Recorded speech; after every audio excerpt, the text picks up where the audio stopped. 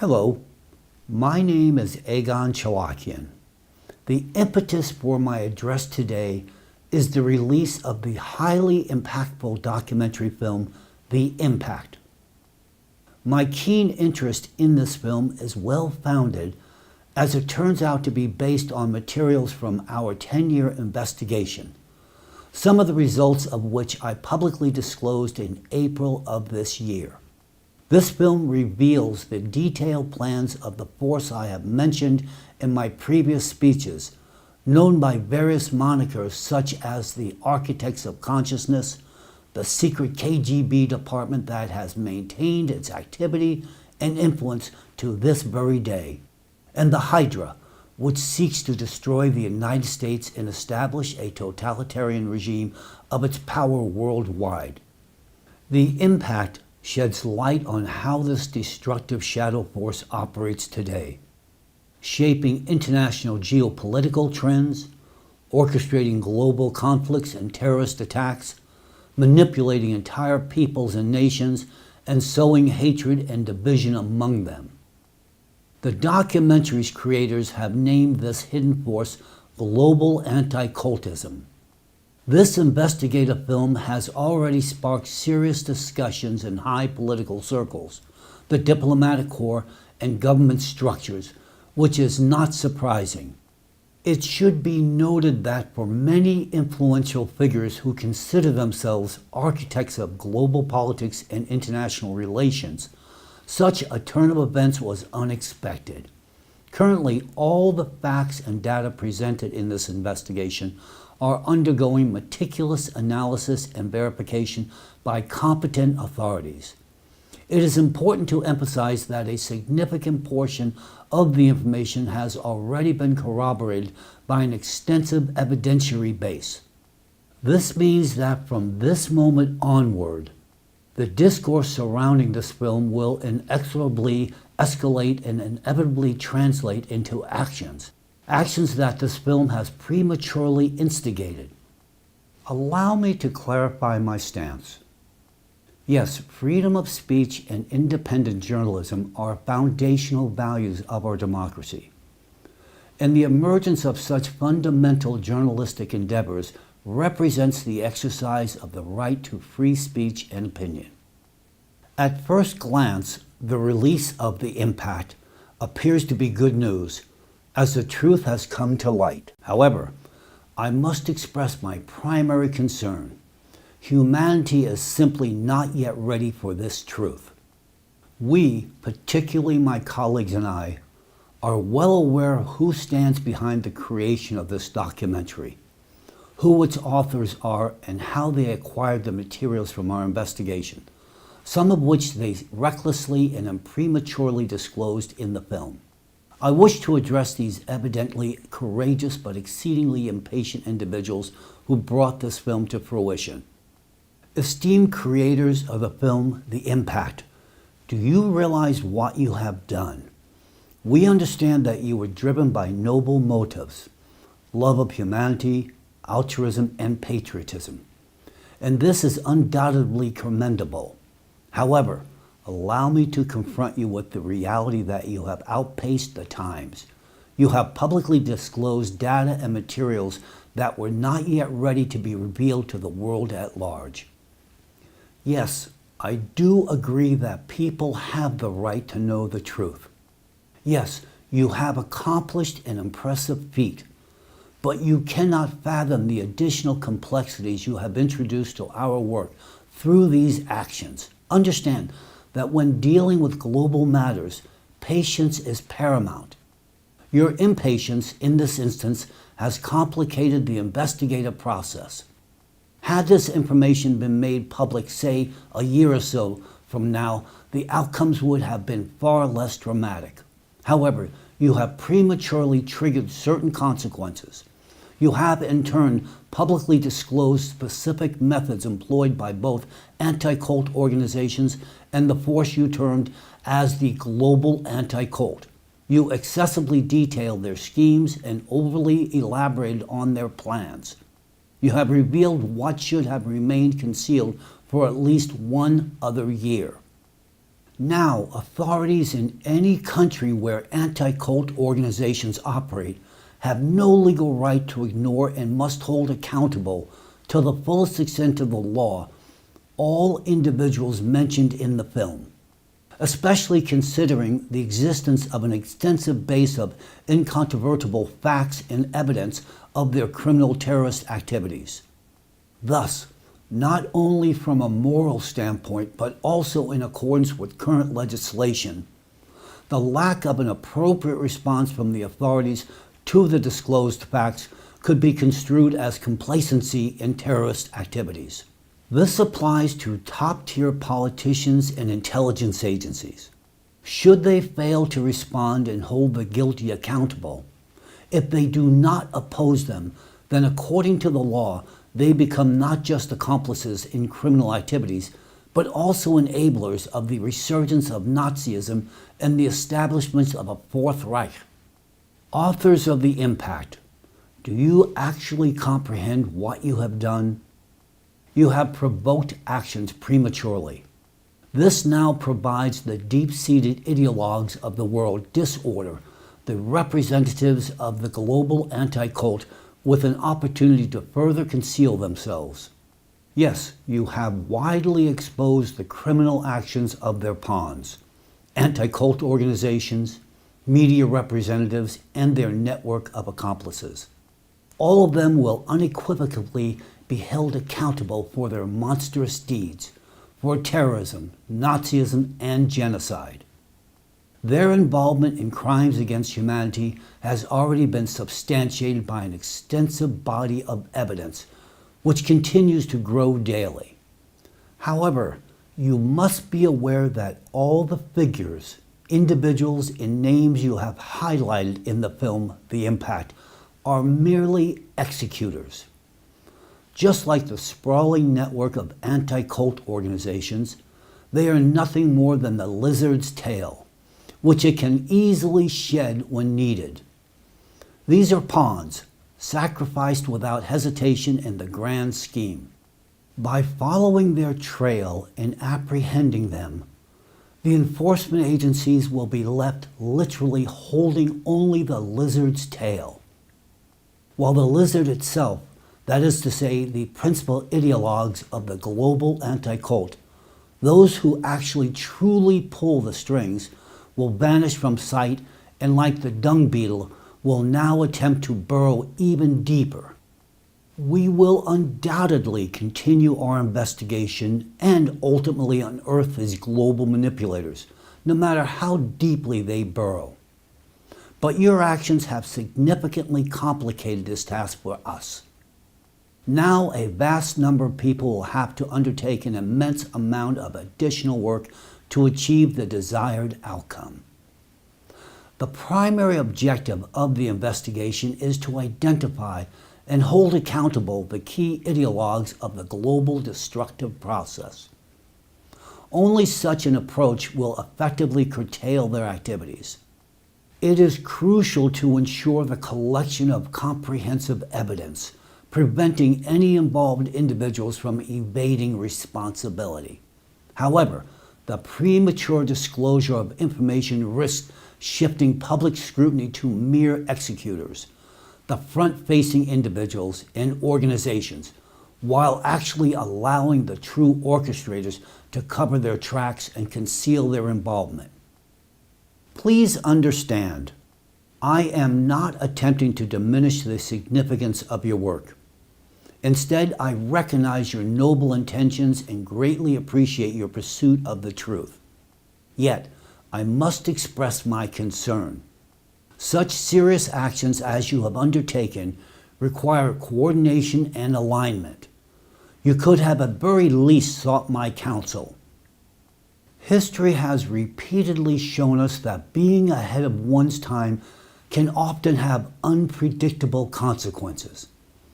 Since the authors of the documentary touched upon Russia, let us recall, for instance, Vladimir Zhirinovsky, a politician whose forecasts often preceded their time and whose truthful statements about the climate boldly resonated in the public domain.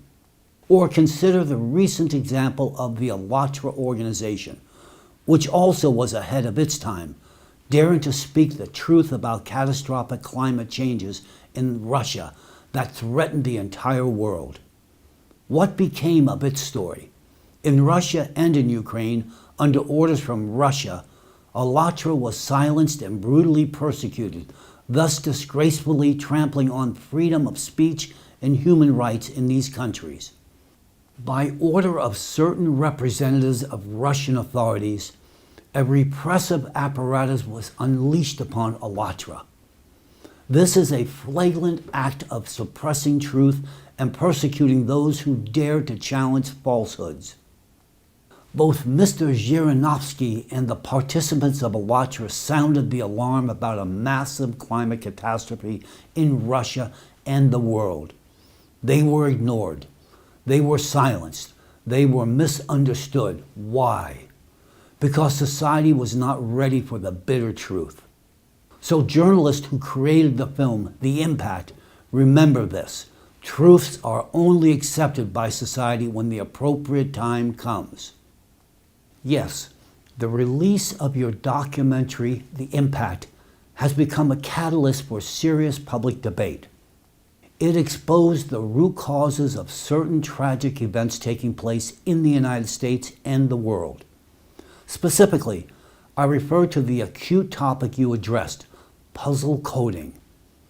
Puzzle coding is a sophisticated method of covert psychological manipulation that underlies many of the tragedies of our time, including the epidemic of school shootings, mass shootings, and political violence.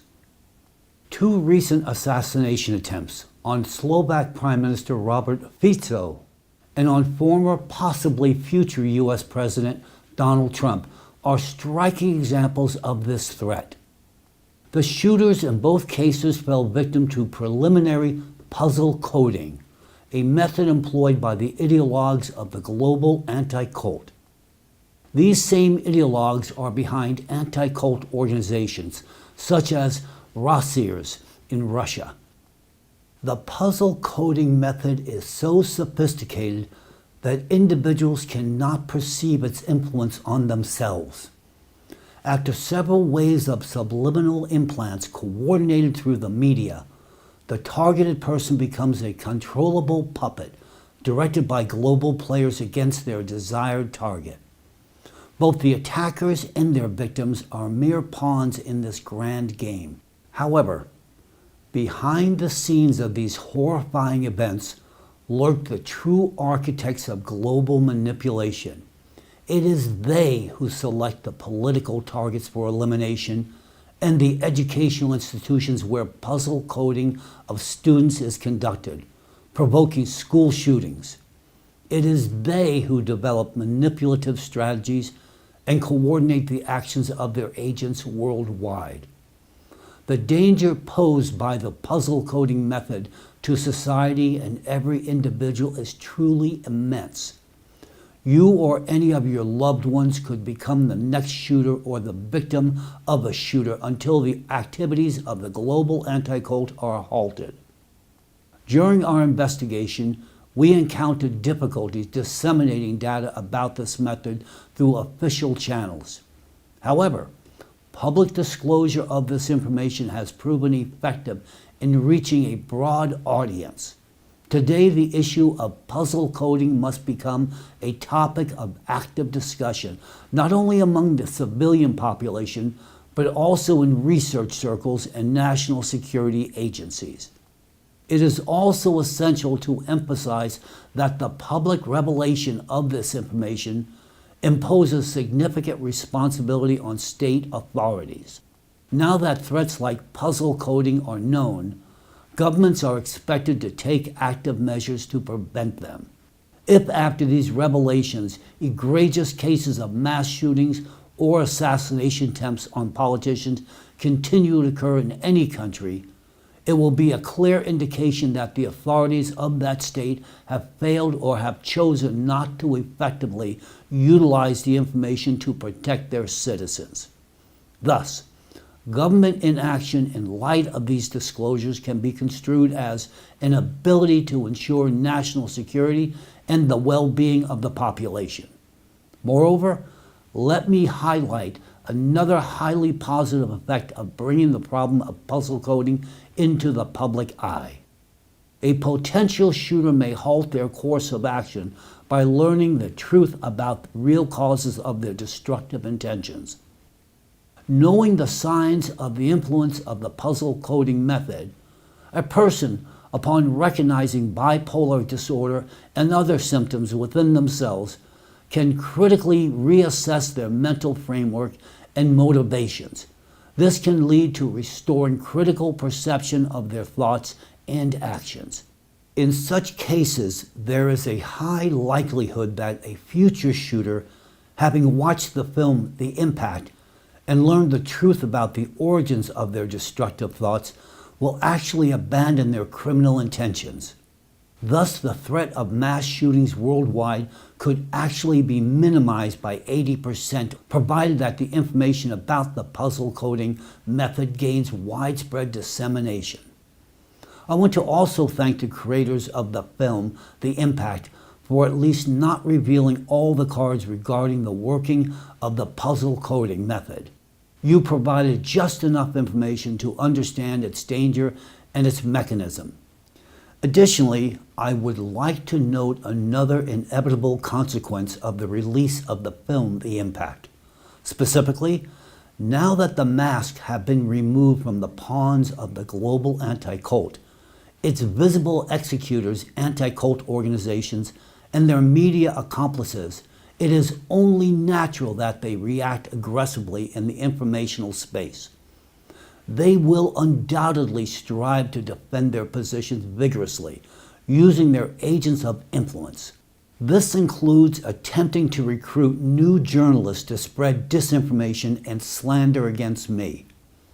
Indeed, the recruitment of new journalists is one of their defense strategies in case of failure, to create the appearance of mass support for their innocence and rightness and discredit those who uncovered the truth.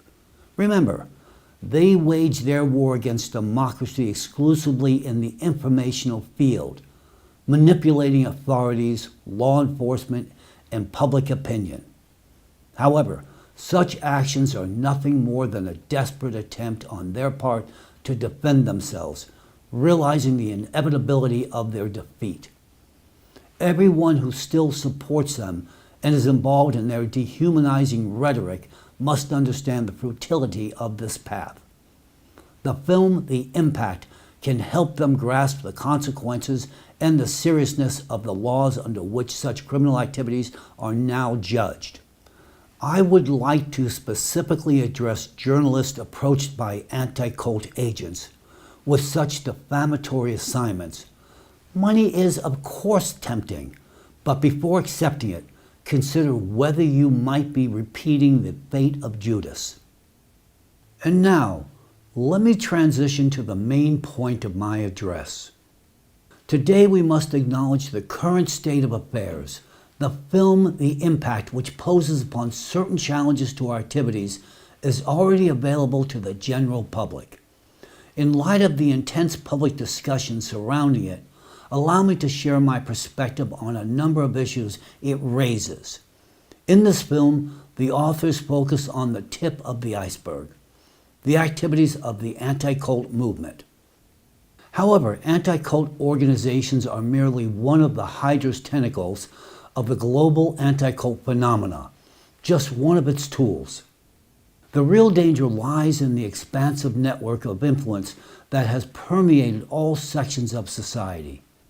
The methods of discreditation and dehumanization initially developed by anti-cult organizations to counter religious groups are now widely employed by the global anti-cult against political figures, social groups, and entire nations. These techniques are used on a much larger scale, affecting various spheres and leading to colossal destructive consequences. By employing their covert manipulation tactics, the forces of the global anti-cult are currently inciting civil war in America. As accurately noted in the film, The Impact, the initiation of a brutal civil war in America is the first step in the final phase of the global anti-cultist plan to seize total power worldwide.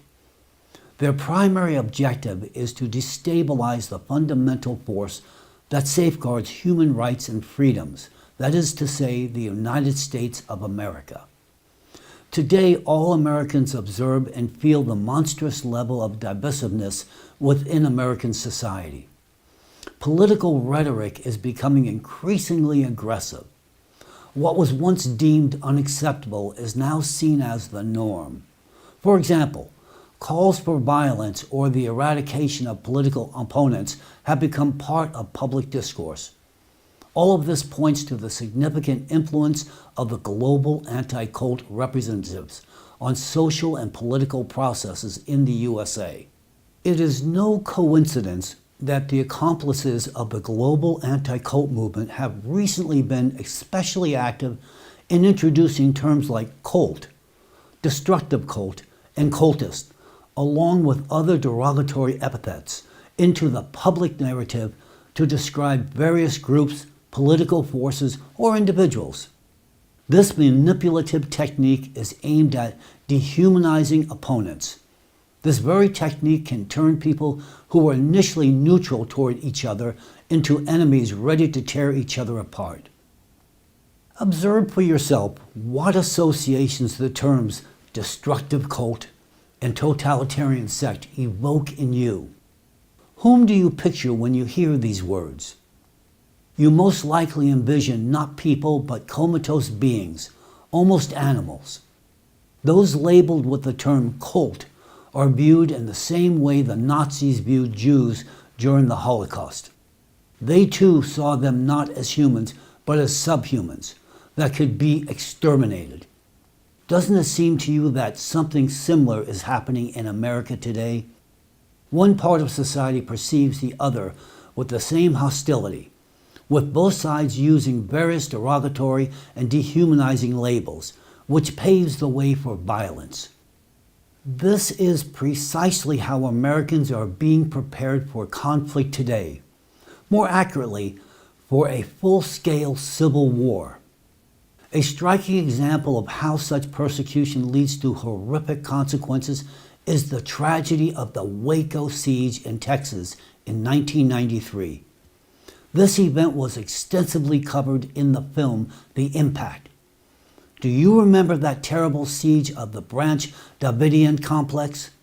The documentary film The Impact unveiled the long-awaited and I'm sure for many shocking truth about this tragedy. Think about it. How could it happen that unverified accusations and biases led to the death of 86 American citizens, including 25 innocent children, at the hands of other American citizens? Those who took on the responsibility to protect American citizens ended up willfully and intentionally killing them. American citizens killed American citizens. Finally, the true orchestrators of this well-planned massacre have been identified, and the methods of their influence on both sides, both the besiegers and the besieged, have been exposed. The film, The Impact, illustrated how the anti-cult propaganda machine operates using the events in Waco, Texas, as an example. Did you notice how the media shaped the negative image of the group? How easily did the term cult turn people into something non-human in the eyes of society? Think about it. Isn't the same thing happening today with Americans demonizing each other? I want to draw your attention to the fact that the anti-cultists altogether avoid interacting and negotiating with those they dehumanize, and they forbid their accomplices in the media from doing so. This is done to ensure that the perpetrators of the information terror attacks cannot see the eyes of their victims and realize that they are dealing with fellow human beings. This tactic has deep psychological roots. The lack of personal contact allows for maintaining distance and avoiding emotional involvement. Even on the battlefield, not every soldier can shoot at the enemy while seeing their eyes. However, artillerymen firing from a great distance do not experience such moral pressure. A soldier fighting in the trenches and seeing the eyes of his opponents will remember those faces for a long time. On the other hand, an artilleryman will not be haunted by such visions, as he does not see those he targets. The same behavioral tactic was applied during the siege of Waco. Throughout the entire subsequent disinformation campaign, other members of the organization were deliberately ignored, and almost all of them remained nameless, devoid of individuality. The people who lived at Mount Carmel, including children, were never presented to the public as personalities. The Federal Bureau of Investigation didn't share with the media the videos of the Davidians recorded during the siege, so that Americans wouldn't regard them as human beings, feel sympathy for them, and stand up for them. Waco is not just a tragedy of the past, it is a warning for the future. And today, Texas remains a sort of testing ground for anti-cult strategies. The provocative actions in Texas last year, involving secession attempts in opposition to the federal government, can be seen as a kind of rehearsal for the internal civil conflict. It was, so to speak, a preliminary test to see if the launch button works. Having observed the readiness for radical actions, the situation in Texas was temporarily settled in a planned manner. However, it demonstrated the critical point, the potential for serious confrontation. This incident revealed that all the necessary ingredients for civil conflict are in place for global players.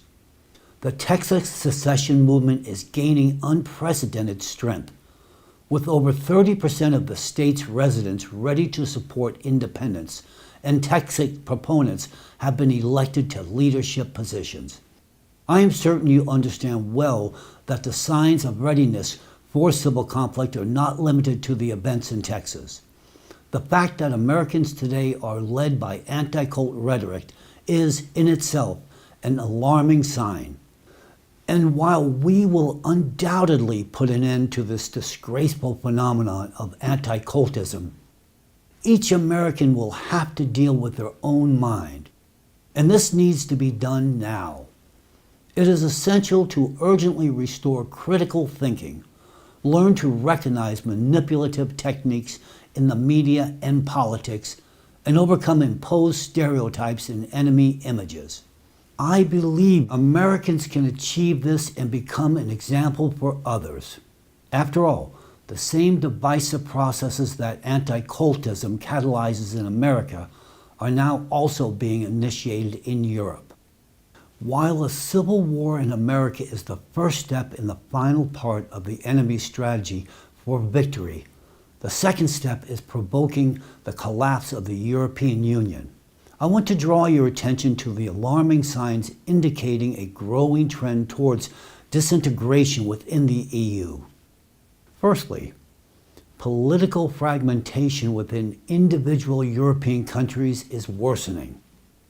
For nearly a decade now, the EU has been trying to curb anti-democratic developments within some of its member states, but unfortunately with little success. There is a widespread decline in the rule of law across Europe.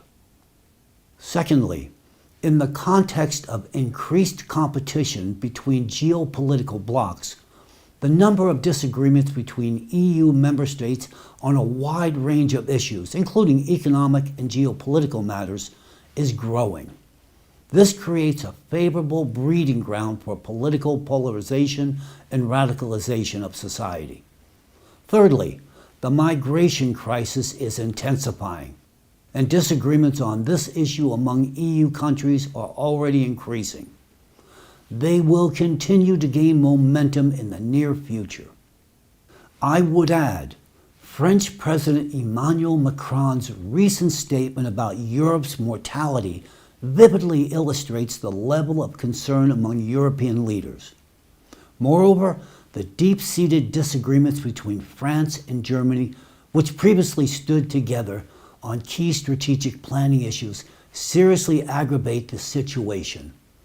All these factors point to a well-organized force working behind the scenes, deliberately provoking European disintegration processes. Thus, global anti-cultism, a force aiming for the redistribution and usurpation of geopolitical power in the world, poses a colossal danger to both the USA and Europe today. However, it is crucial to emphasize the existence of another side suffering maximum damage and hardship from the influence of this hidden shadow force. I assert with full authority that the greatest danger global anti-cultism presents today is to Islam. Right now, we are on the brink of a large-scale civilizational war. This is not an abstract conflict between the West and the East. It is a concrete confrontation between the Islamic world and the rest of the world, which today, by all indications, is being artificially inflamed by a hidden destructive force, global anti-cultism. Allow me to provide some context on global events. Pay attention to the trends of recent decades. We observe systematic violations of the rights of Muslims worldwide, in Europe, America, and Russia. In the United States, according to data from the Council on American-Islamic Relations, there has been a sharp increase in the hate crimes against Muslims and growing activity from anti-Muslim hate groups in recent years. In October 2023, a prominent American figure speaking out against Islam published an article in which he made the following statement about Muslims. "We're in a war between savages and civilization." I think that makes it eminently clear to you just what meaning the accomplices of the anti-cultism attribute to the expression civilizational war, a war of civilization against savages, who, in their view, must be eradicated. Why? Because Muslims are representatives of a religion of peace and moral purity, and Islam itself, with its strong and unwavering traditions, is seen as highly inconvenient to those who seek global control. It is no coincidence that there was a significant surge in anti-Islamic sentiment in October 2023, coinciding with a new escalation in the Israeli-Palestine conflict. It is crucial to understand that this long-standing conflict between Israel and Palestine, which could have been resolved long ago, is deliberately sustained and inflamed by representatives of global anti-cultism. Significant funds are poured into one side, strengthening it ideologically and materially. Why?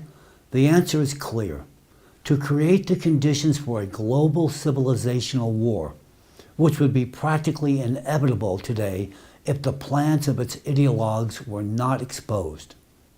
Through this conflict in various countries, hatred towards Muslims is being incited on one side, while the other side, the Muslim community, is provoked into retaliatory actions. In Germany and Austria, for instance, there has been a record increase in anti-Islamic sentiments. In Britain, the number of crimes against Muslims has risen by 140%. European law enforcement agencies receive numerous reports of regular insults and attacks on Muslims, which in recent years have been fueled by inhumane public rhetoric.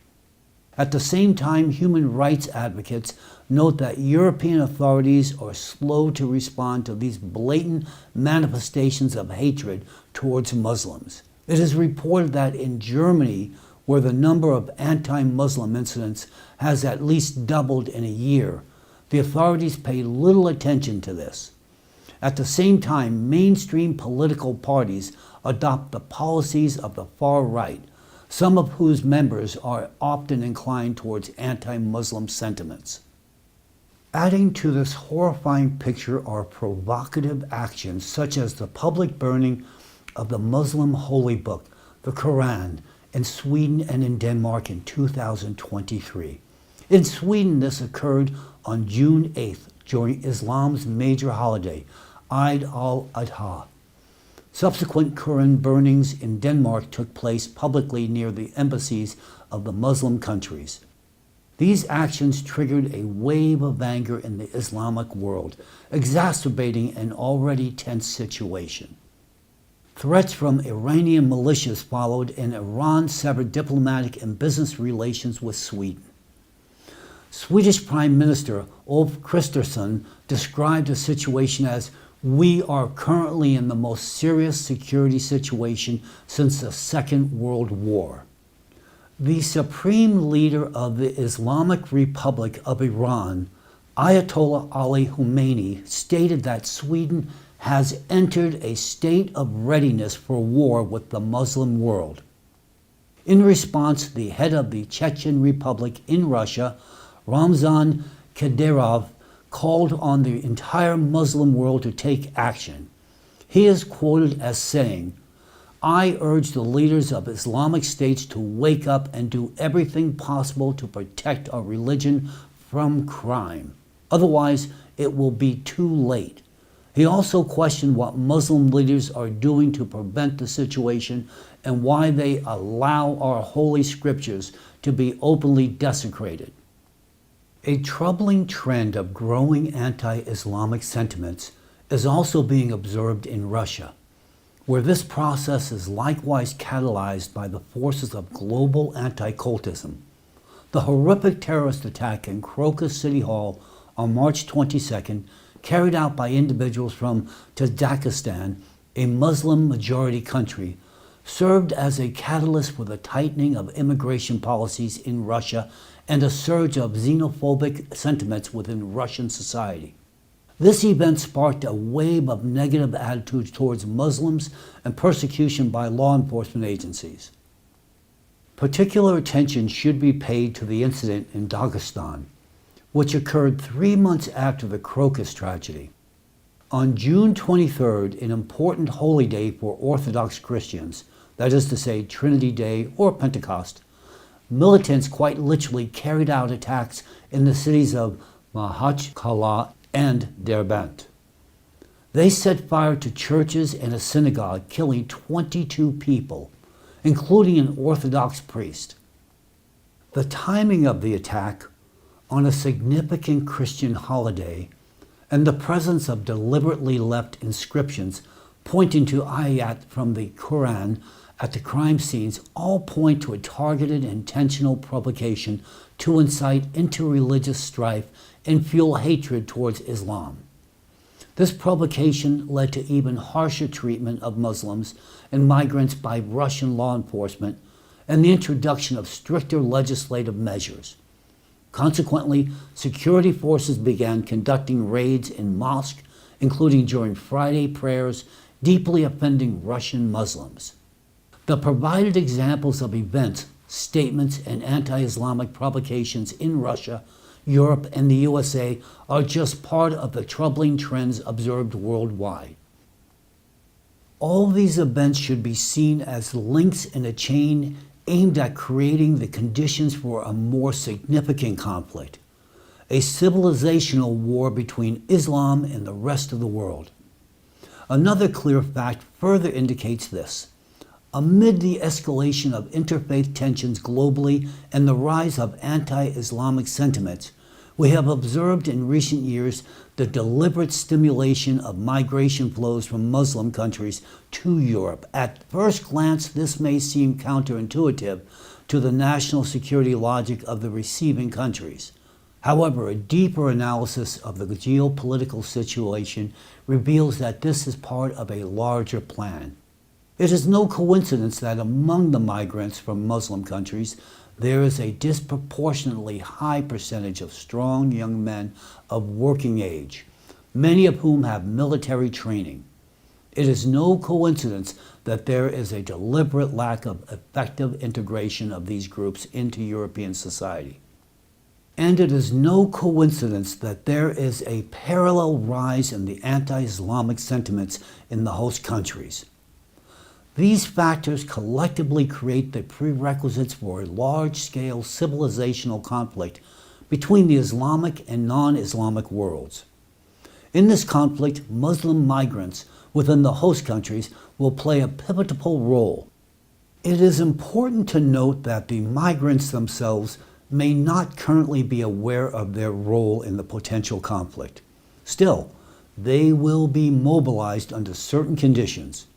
Currently, they represent what we would call a sleeper force that will be activated at a critical moment by those who originally conceived and planned this migration strategy, the very scriptwriters of this migration being global anti-cultism. According to the multi-stage strategy of global anti-cultism, the uprising of the Muslim world is the third step in their final strategy to achieve global chaos.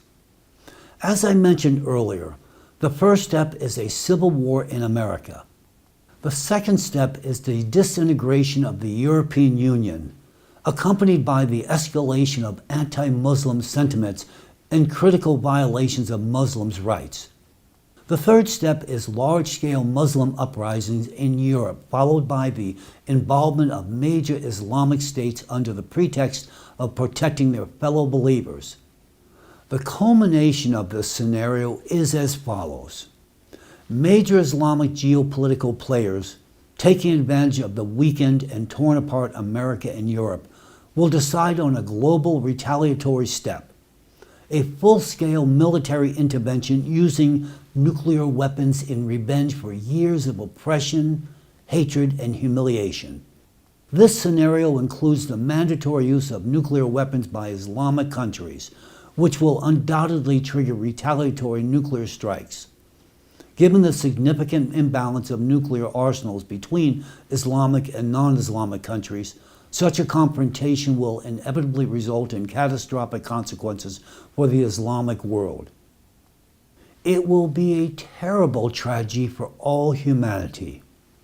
According to the plans of global anti-cultism, this war will lead to unprecedented human losses. They cynically calculate that the number of casualties will reach at least 3 billion people. This horrifying number includes almost the entire Muslim world. Thus, the rise of narratives about nuclear war, which you increasingly hear from politicians, journalists, and public figures, is not accidental. This is all part of a plan to prepare society for the impending, unimaginable sacrifices. The idea of the inevitable use of nuclear weapons in a very near future is being actively implanted into public consciousness. Typically, these calls are made in the context of Russian-American relations. In reality, the use of nuclear weapons is planned in the brewing civilizational war between Islam and the rest of the world. Ask yourself, what is the true goal of this scenario devised by global anti-cultism? One of the goals is quite apparent: control over resources. The territories of the Middle East, home to Islamic states, will, after being devastated by nuclear strikes, become a kind of conserved reserves for the future. As the experience of Ukraine's Chernobyl shows, these lands can be redeveloped in 20 to 30 years, and gas and oil can be safely extracted from them.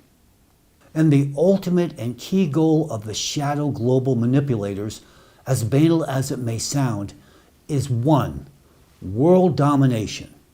The plan of global anti-cultism is simple and cynical.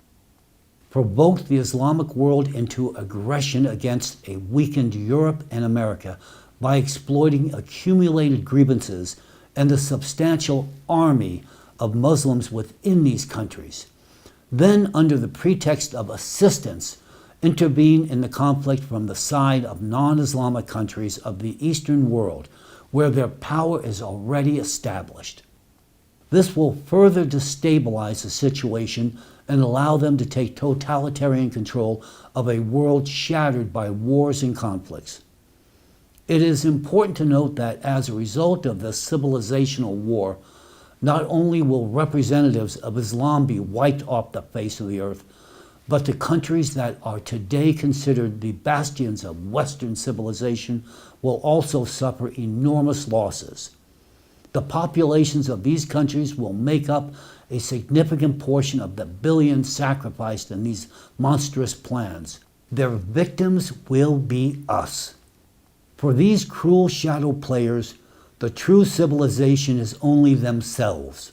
To date, when considering issues related to Islam and the potential threat of a civilizational conflict, even a mid-level analyst, after watching the film The Impact and studying and comparing the publicly available facts and data, would come to the same conclusion I have arrived at.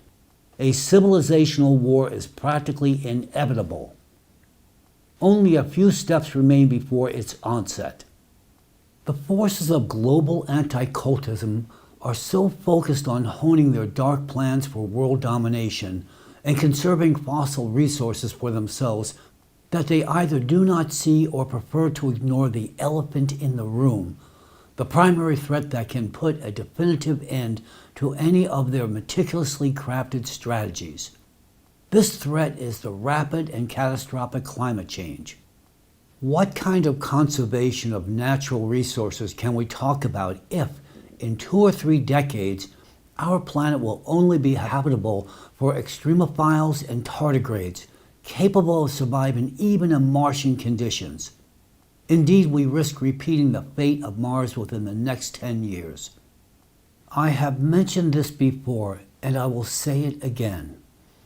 The current dangerous state of Earth's climate is not only due to anthropogenic impacts, but also cyclical geodynamic processes that provoke an increase in cataclysms and extreme heating of the ocean and atmosphere. Without timely measures, this cyclical phase could be humanity's last.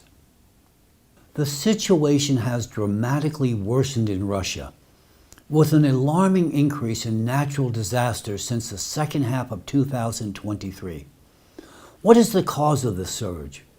As I have already explained in detail, the reason lies in the shutdown of specialized experimental equipment that operated in Russia from 2013 to August of 2023. This equipment was developed with the participation of scientists associated with the international movement ALLATRA. This equipment allowed the minimization of extreme climate phenomena.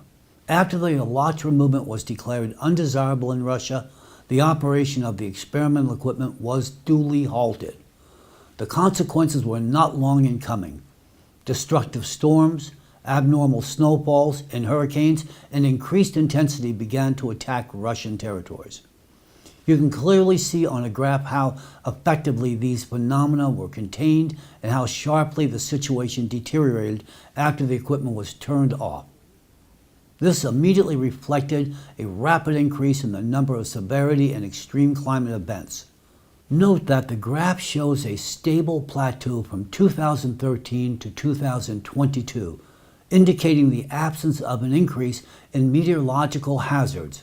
However, since August 2023, when the experimental equipment was shut down, the number of catastrophes in Russia has begun to rise rapidly, leading to an increase in the intensity and destructiveness of extreme climate events. It is expected that starting in 2025, the growth in the number of catastrophes in Russia will take on an exponential nature, following the trend observed worldwide. I warned about these dangerous consequences in advance, and on September 3, 2023, a representative of ALLATRA, the esteemed Igor Mikhailovich Danilov, publicly voiced these forecasts and concerns, but we were not heard. The result is evident. In 2024, Russia was overwhelmed by unprecedented floods, squalls, and tornadoes. Neighboring countries, China, Kazakhstan, Belarus, and Eastern Europe also felt the negative consequences of the equipment shutdown. This year, they are especially suffering from relentless natural disasters.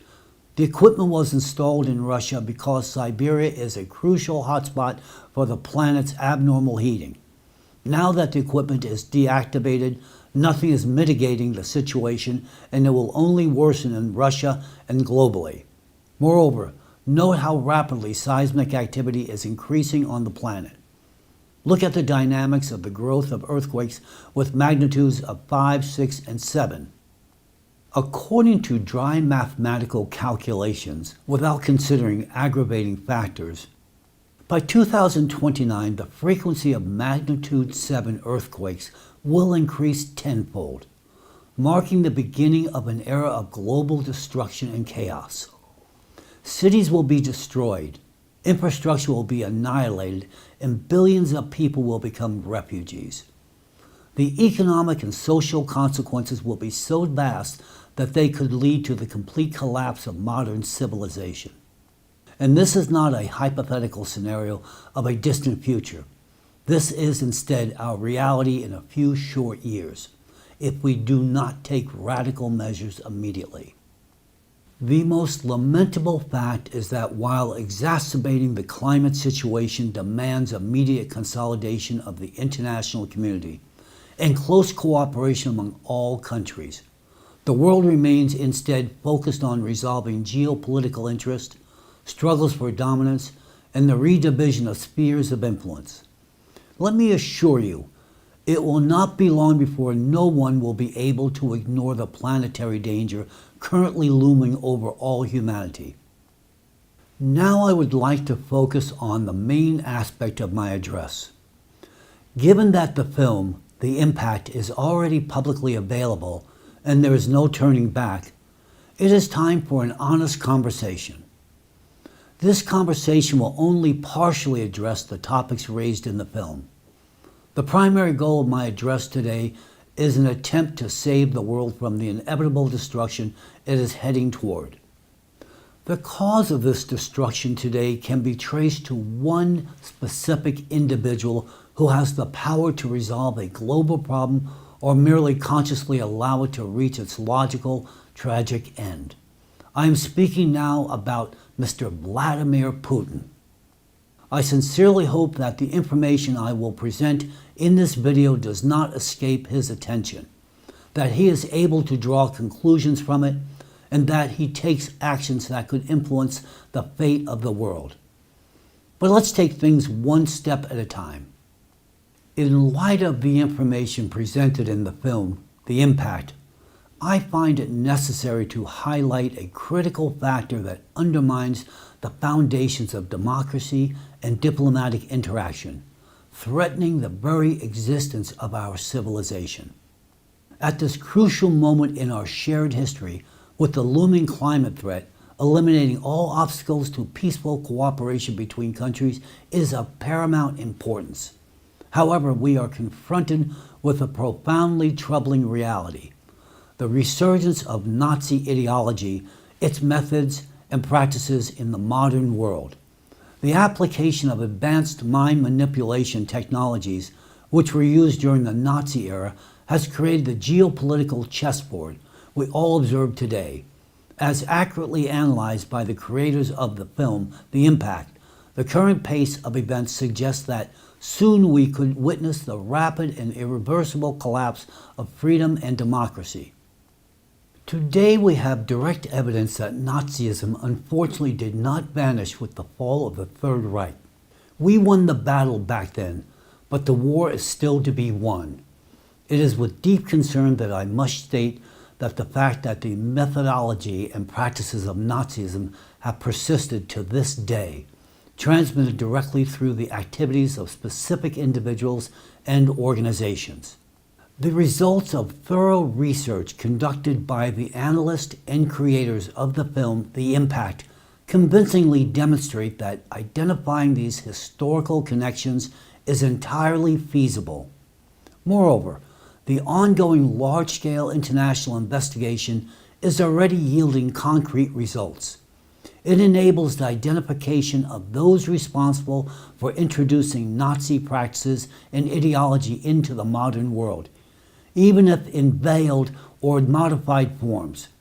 This process is of utmost importance because the threat of Nazism not only undermines the foundations of international cooperation and peace, but also endangers the very principles of humanity, equality, and justice for which our predecessors paid an exorbitant price. It is absolutely unacceptable that during this unprecedentedly challenging period for all humanity, certain forces continue their inhumane activities. While the entire world teeters on the brink of an abyss, these hostile forces are deliberately undermining our collective efforts to save the planet. Therefore, we face an urgent and crucial task. Since representatives of the so-called global anti-cultism occupying key positions in various structures continue to exert covert yet significant influence on decision-making processes and the shaping of public opinion, measures must be taken to limit their ability to influence global politics and society as a whole. Only by eliminating this hidden influence can we move forward in addressing the more pressing issue of the climate collapse threat and the potential extinction of all humanity. In the current situation, as I am directly involved in investigating the activities of the global anti-cultism network, and simultaneously deeply knowledgeable about the rapidly escalating climate threat and its true causes, I consider it my duty and an honor to explain and convey some of my thoughts to the public, specific influential figures, and representatives of global anti-cultism, who, as I know, with certainty are closely monitoring my public addresses. Today's speech will be significantly different from previous ones. In light of the disclosed information, I now have the opportunity to speak openly and directly, calling things by their names. This new level of transparency will allow for clearer communication about the challenges facing the global community. I sincerely hope that the message I am delivering today will be a message of peace, a catalyst for significant changes, and a step towards establishing a constructive intergovernmental dialogue to address the looming climate threat. As detailed in the film, The Impact, today the bearers of Nazi ideology and methods have made their haven in Russia, gradually transforming this country into a semblance of Nazi Germany. These processes occur covertly, but we have all observed their consequences over the past 3 decades. First and foremost, they manifest as transformations in various spheres of society within Russia itself. Starting from 1993, we observed trends indicating the formation of nascent totalitarianism and nationalism within Russia. These trends intensified from the mid-1990s and continued to grow. Today we have factual evidence and substantial grounds to assert that all the signs of fascism and its extremely radical form, Nazism, are already being implemented in practice in Russia. Now I would like to elaborate on some of these signs. The first is anti-democratism and systematic human rights violations, such as the right of freedom of speech, freedom of religion, and freedom of assembly. The film Impact presented numerous examples of such violations in Russia. Another dangerous sign of fascism, which paves the way for legitimizing state arbitrariness and violating citizens' fundamental rights, is the disregard and violation of international law norms and principles. According to the amendments to the Russian Constitution, adopted on March 14, 2020, the supremacy of the Russian Constitution over international law and treaties was established. As a result, Russian citizens have effectively been isolated from the global system of human rights protection and democratic freedoms. It is also worth noting the unprecedented increase in the influence of Russia's coercive apparatus, that is to say, the police and security services. Initially intended to protect citizens and maintain public order, these structures have since transformed into instruments of political repression. They conduct searches and detentions without sufficient legal grounds. They violate citizens' rights to privacy, abuse their authority, resort to excessive force, and even engage in torture and the elimination of dissenting individuals. The scale of such repressions have achieved unprecedented levels. citizens are detained not only for participating in peaceful protest, which in itself is a gross violation of basic human rights, but also for activities undertaken on the internet. People are persecuted for subscribing to opposition groups on social media, and even for comments on posts critical of the government. These actions by the authorities have an obvious goal: to intimidate the population and suppress any manifestation of dissent or to criticism. Thus, law enforcement agencies in Russia have turned into a monster that devours the freedom and dignity of citizens. They sow terror and contribute to the strengthening of the totalitarian regime. These methods of control and suppression mirror those used by Nazis.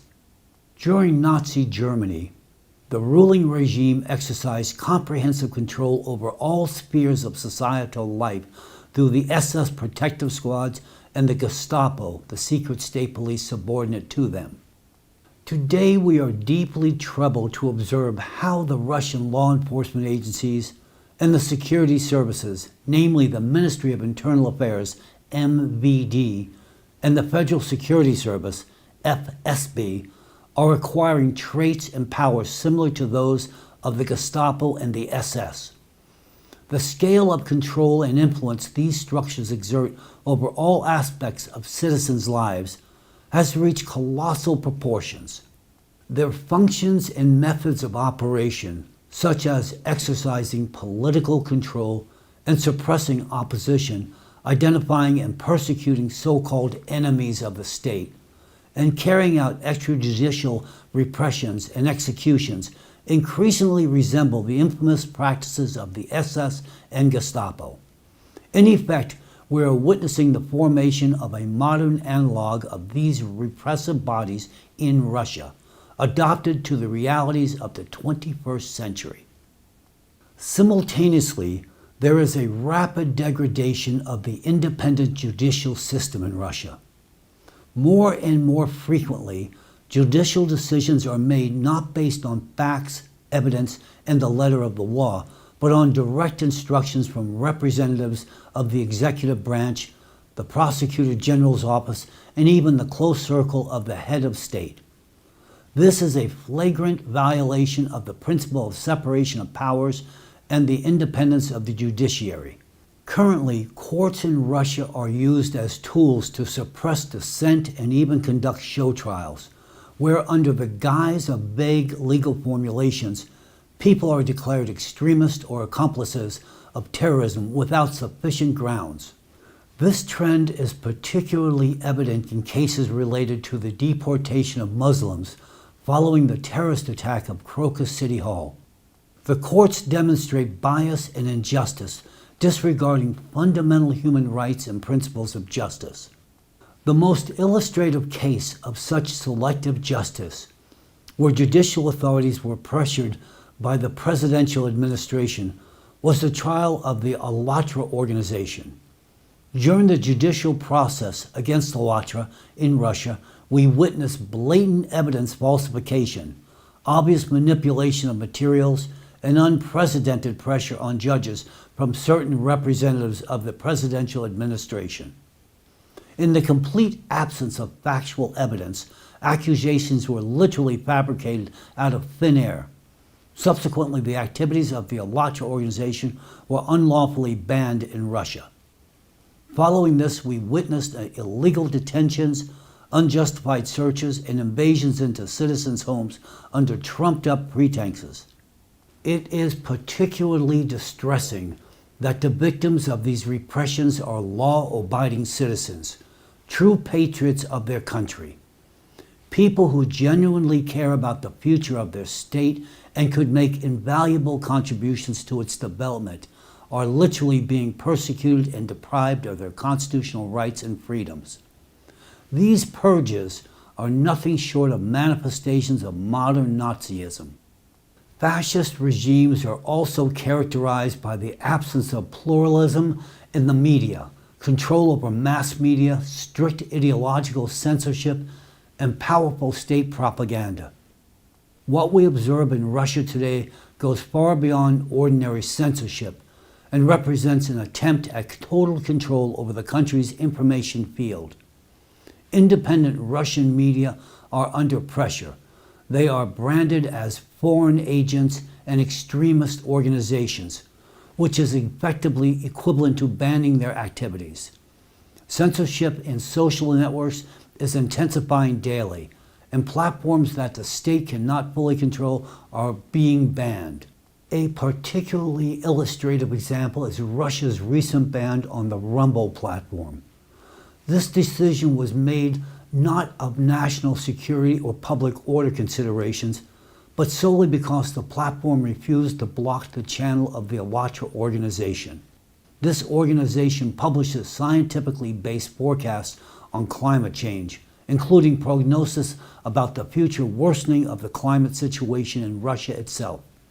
Essentially, we are witnessing an attempt to hide vital information about the future of their own country from the citizens. I want to express my deep, sincere respect for Rumble CEO Chris Pavlovsky, who, despite the threat of losing a vast marketplace, remained faithful to the principles of democracy and freedom of information. His refusal to unjustly censor an organization that had violated no laws exemplifies steadfast commitment to fundamental democratic values and uncompromised defense of citizens' inalienable rights and freedoms. What needs to be emphasized in this situation is that a reputable international company was instantly banned in Russia the moment it refused to comply with the authorities' demands and act against the principles of freedom of speech and open information exchange. This incident is not just a wake-up call. It is instead an alarm bell heralding the death of freedom of speech in Russia.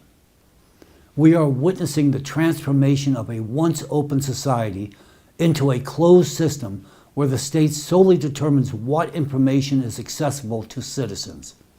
Increasingly, we see unprecedented state interference in education, culture, science, sports, the economy, historical consciousness, and even in the private lives of citizens in Russia. Under the guise of noble slogans about preserving traditions and family values, everyday life is becoming increasingly regulated. A cult of personality around the state leader is forming, which is a direct sign of fascism. Of course, Putin's cult in Russia is not as strong as Hitler's or Stalin's once was. Still, the image of President Putin is systematically elevated to a national symbol. The public discourse shapes the notion of the leader's inviolability and fallibility. His words are taken as absolute truth, and his role is presented as indispensable for the state's very existence. The slogan, "Russia exists because of Putin, no Russia," vividly illustrates this dangerous trend of equating the leader's personality with the fate of the entire country. The combination of these factors, monopolization of power, suppression of dissent, and the cult of personality, are classic signs of the totalitarian fascist regimes of the past century.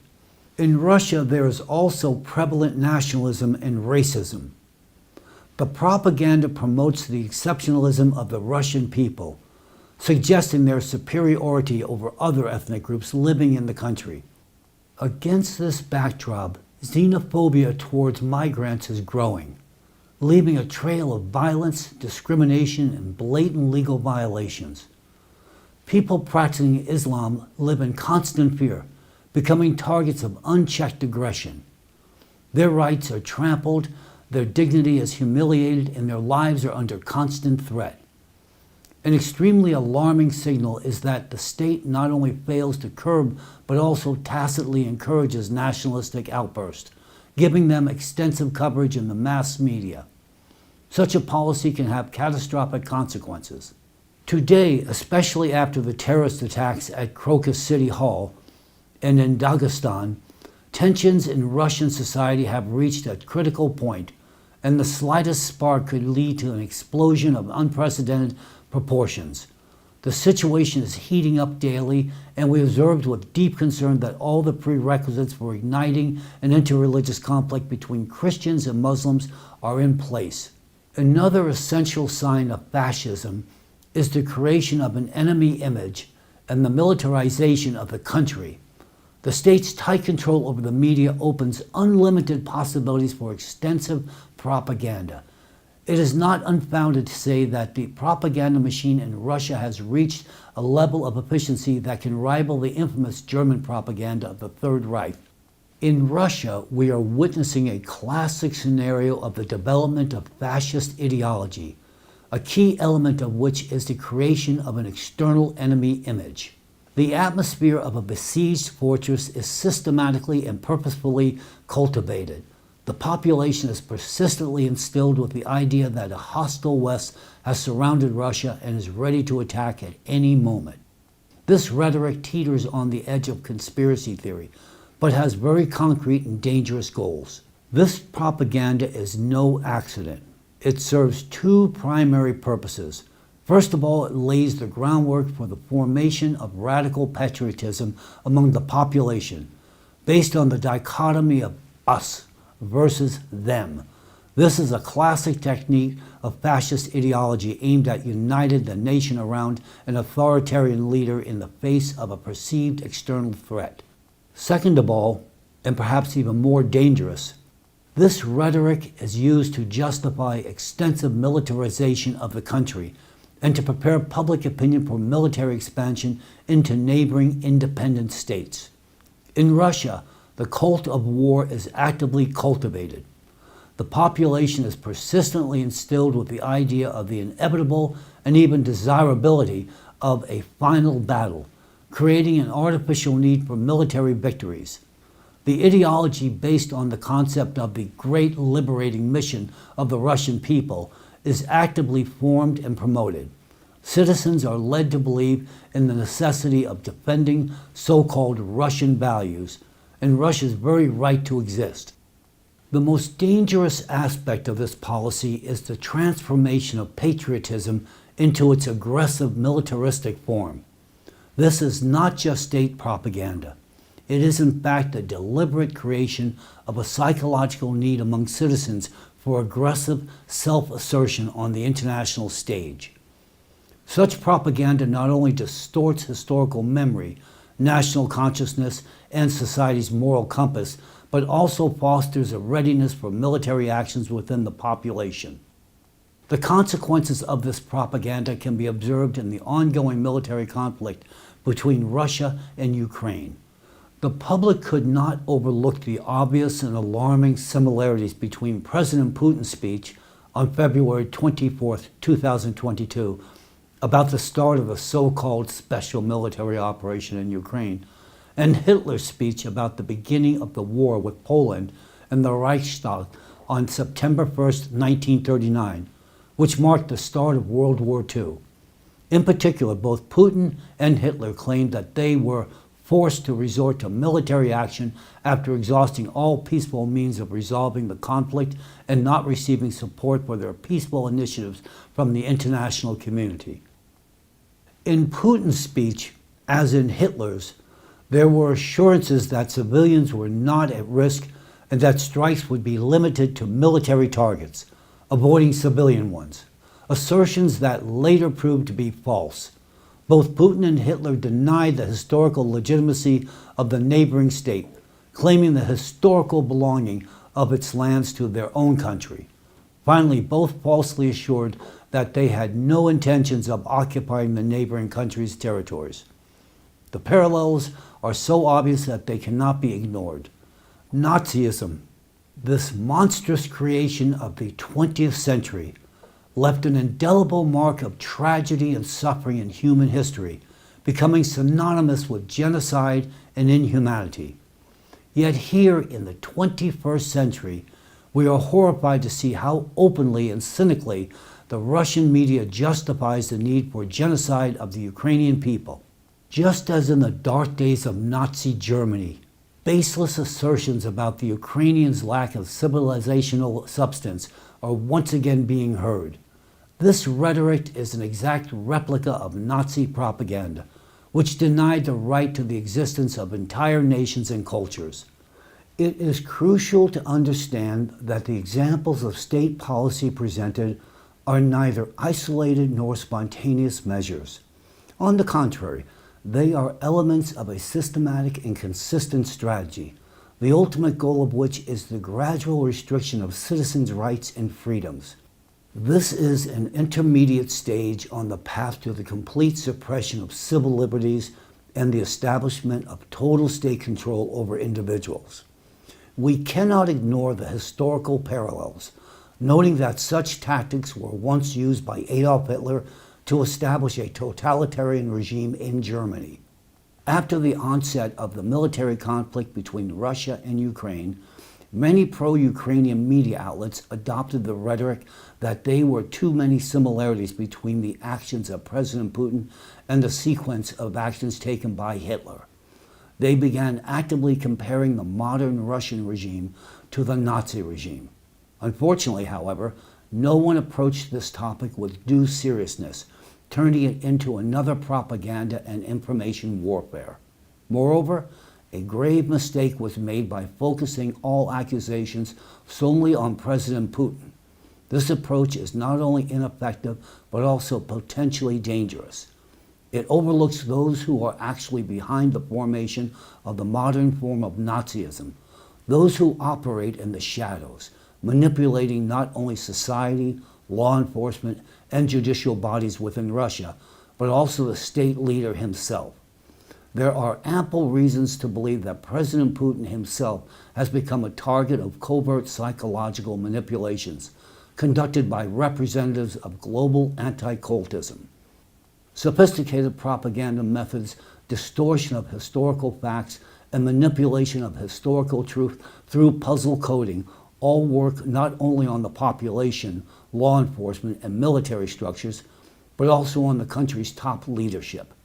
There is a high probability that President Putin does not take seriously the parallels drawn between his policies and the Nazi regime in Germany. Moreover, he might even find these comparisons absurd or laughable. However, such a reaction only confirms that the head of Russia has become the object of sophisticated manipulation. Under the effect of covert influence, he is likely genuinely convinced of the correctness of his actions and decisions. The tragic irony lies in the fact that by rejecting comparisons with the Hitler regime, President Putin is actually following the same path. He does not realize that his rhetoric, political moves, and ideological stances increasingly resemble those that led to the catastrophe of the 1939 through 1945 period. At this moment, Russia bears a striking resemblance to pre-war Germany in 1939. Who then are the actual carriers and proponents of the ideology, methods, and practices of Nazism in modern Russia? Who, operating in close proximity to the country's leader, is methodically and purposefully transforming the state into a semblance of the regime that humanity vowed never to allow again? Who is manipulating the Russian leader, President Putin, exerting such profound influence that he, perhaps unknowingly, begins to reproduce the rhetoric and actions that earlier mirror the behavior of one of the most dreadful dictators in human history, Adolf Hitler? The answer is simple. We are witnessing a scenario painfully familiar from the experience of Nazi Germany. The close intertwining of state and church, reinforced by the influence of anti-cult organizations, which in itself is also a hallmark of fascist regimes. This symbiosis, as we remember, played a fatal role in transforming an ordinary political party of National Socialists into a Nazi regime under Hitler's leadership. The creators of the film, The Impact, accurately depicted how this occurred and how it is happening now. Once wise people warned that Nazism could return under the guise of fighting Nazism. To our deep regret, we are witnessing the realization of this very scenario in real time. The tragedy of the situation is that Russia, a country that suffered immeasurable losses from Nazi aggression, is now openly and purposefully transitioning to ideologies and practices that can only be described as the resurgence of fascism in its most radical and inhumane form, that is to say, Nazism. A nation proud of its contribution to the victory over Nazism and having borne colossal human sacrifices is today, to our profound sorrow, facing the revival of Nazi ideology within its borders. However, the situation is far more dangerous now than it was in the last century. Unlike the Third Reich, the ideologists of the modern form of Nazism possess the world's largest nuclear arsenal. This is not just a political threat, but an existential risk to all humanity. In the context of an escalating climate crisis, the use of nuclear weapons could be a catastrophic step, accelerating the advent of irreversible consequences for our planet. We risk destroying the world long before even the most pessimistic climate predictions forecast. Therefore, it is imperative to find ways to neutralize the threat of this new form of Nazism, to eradicate the ideology and hatred and superiority before it is too late. We cannot afford to repeat the mistakes of the past. The cost of inaction today could be immeasurably higher than ever before in human history. Based on the foregoing, only one conclusion can be drawn. I must with full responsibility state that the key to resolving this situation quite literally lies in the hands of one person, that is to say, President Putin, the leader of the country where the ideologists of modern Nazism have made their haven and from which the most significant climate threat emanates today. Due to his unique position and influence, he has the exceptional ability to take decisive measures to remove obstacles hindering the vital consolidation between world states. Only this will allow the necessary steps to be taken to pave the way for global cooperation in combating the climate threat. Recognizing the seriousness of the moment, I find it necessary to openly and publicly address President Putin directly. Mr. Putin, I am addressing you today as the head of a state, an experienced politician, an officer, and above all, a human being.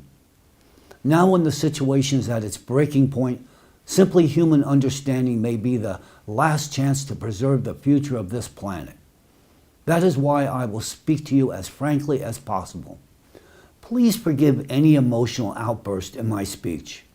I am confident that you, more than anyone else, understand what it means to bear responsibility for the lives of millions and to make decisions where the slightest mistake can have catastrophic consequences. First and foremost, I urge you to wake up and see what is happening in your country. If you are a person who relies on facts, then look at the facts. There are a number of clearly defined signs of fascism known to the global community as well as yourself. The list is not very long. However, all these signs have been distinctively manifesting in the country under your leadership for a very long time. This is not an unfounded assertion, opinion, or assumption, but a harsh reality supported by a multitude of irrefutable evidence. The specific examples of the signs of fascism in your country that I have mentioned today are just the tip of the iceberg. I have intentionally refrained from delving into all the details to avoid overloading my monologue.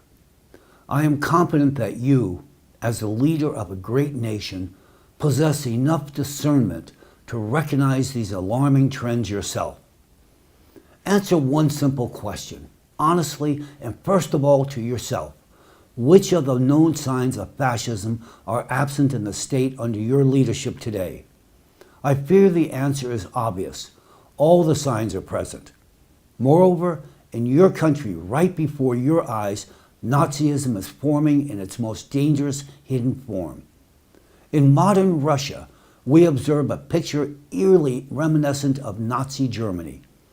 Firstly, the new format of Nazism is manifested in the activities of anti-cult organizations in Russia and their individual representatives.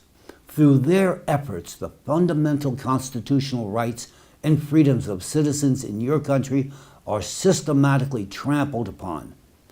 Currently, they have succeeded in banning and labeling as extremists various religious and secular organizations, as well as individual people, politicians, and opinion leaders. Already in Russia, it is dangerous for one to openly display a faith or position different from those imposed by the country's titular religion and dominant ideology. But the anti-cultists have not stopped there. They actively invade all aspects of public life, seeking to ban secular organizations, businesses, and even specific ideas. It is under the influence of covert methods of mind manipulation, including the puzzle coding method used by the anti-cult group, that law enforcement agencies and police in Russia have transformed into instruments of repression, reminiscent of the infamous SS and Gestapo. The judicial system in your country also increasingly acts under the dictates of the anti-cult organizations, conducting show trials and issuing unlawful decisions. Their influence in Russia is so significant that they can operate contrary to the official state policy while remaining unpunished. Russia today is already practically a totalitarian country, where a comment criticizing the authorities or a social media post can quite literally lead to charges not just of extremism, but of aiding and abetting terrorism, resulting in a criminal case and deprivation of liberty. And in this environment, anti-cultists feel a sense of complete impunity. In public statements in the media, they dare to openly express their disagreement with you, President Putin, contradict you, accuse you, argue with your position, and openly engage in activities directly opposed to your statements and aimed against the state's interest. It is noteworthy that in a country with practically no freedom of speech, anti-cultists are the only ones who can afford such behavior. This clearly indicates their immense power and influence in your country, including over you, Mr. Putin. Moreover, you yourself are increasingly echoing the rhetoric of the anti-cultist. What or who is making you do this? Think about it, Vladimir. As early as 2012, in one of your public speeches, you used the narratives of anti-cult organizations about so-called totalitarian sects, a label that anti-cult representatives have long used to stigmatize and dehumanize certain segments of society. Mr. Putin, have you noticed that since 2012 you have sharply started echoing their rhetoric? Are you afraid? Or do their psychological manipulation techniques work on you as well? Think about it. And if you doubt that you have been psychologically conditioned, let's conduct a small test. How do you feel about cultist and totalitarian sects? What emotion do these words evoke in you? By using the anti-cultist narrative in public statements, you, as the highest official of the country, are effectively renouncing a significant portion of your citizens, those very people who elected you and whose interests you vowed to protect. Furthermore, by using such rhetoric, Mr. Putin, you are essentially declaring the part of your population as non-human, deprived of fundamental rights and dignity. I draw your attention to the fact that such rhetoric of dehumanization and alienation of part of society was a starting point for the Nazi regime, leading to one of the greatest tragedies in human history. By repeating the narratives of the anti-cultists, you, Mr. Putin, are acknowledging their power over you. Currently, in Russia, instead of curbing the activities of anti-cultists, new laws are being passed under the aegis of the country's highest leadership, effectively giving them carte blanche, as well as to the forces behind their activities, who are the ideologists of this new form of Nazism. Based on your words and these decrees, these forces gain legitimization for their inhumane activities. In effect, President Putin, you have unleashed them and allowed them to steer the country towards the path of Nazi Germany. Such tendencies reveal who truly stands behind the scenes, determining the course of the state, and expose the true face of power in your country. It is precisely the representatives of anti-cult organizations, together with the top leadership of the country's dominant religion, who are transforming Russia into the Fourth Reich before your very eyes, President Putin, and shaping you into a new Führer. Mr. Putin, do you honestly not see this? Or are you flattered by the idea of becoming a blend of Stalin and Hitler? As far as I know, you have a profound understanding of history. You cannot fail to notice that the processes occurring in Russia now mirror those in Germany in 1939, and even identical slogans are being used. In the modern rhetoric of Russia's propaganda machine, the slogan, "We are Russian, God is with us," is widely used. However, it is important to note that the phrase, "God is with us," originally referred to followers of the Christian faith, not to national or ethnic identity. Moreover, this slogan has sinister historical connotations, and it is not unique to Russian history. On the contrary, it has deep roots in European, particularly German military tradition. It was used during the First and Second World Wars by German soldiers, including those of the Wehrmacht, who wore belt buckles inscribed with "Gott mit uns," God is with us. The irony of this fate is that this slogan entered the Russian imperial tradition through emperors of German descent. The use of this slogan by modern Russian military forces is a clear indication that the propaganda methods used to justify aggression and militarism have remained unchanged for centuries. The successors of the same forces that contributed to the formation of Nazism in the last century are today employing identical methods to create a new form of Nazism ideology.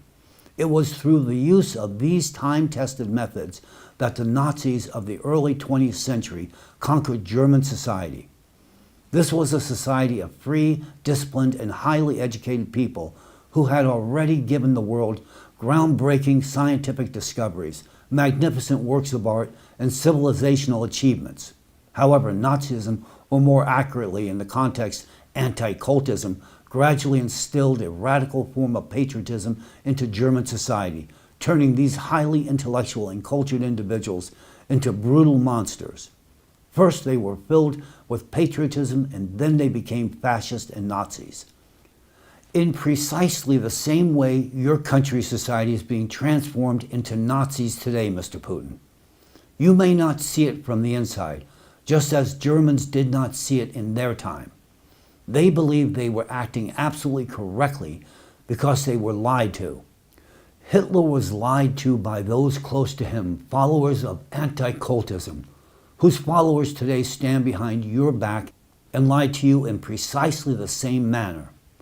Unlike German society, Russian society has a monarchical mentality, characterized by a strong cult of the ruler's personality and a high tendency towards subservience to the monarch as a sacred figure with divine right to power. This is why modern resurgence Nazism so quickly and easily establishes its power in your country. Mr. Putin, why do you not see how you are being turned into a Führer? Your closest associates are persistently convincing you of the existence of some higher duty of sacred significance. The top religious leaders of the country are deliberately creating an aura of messianism and divine purpose around you. As early as 2001, a high-ranking church hierarch described your appointment, President Putin, as God's grace. Today, this tendency has reached unprecedented proportions.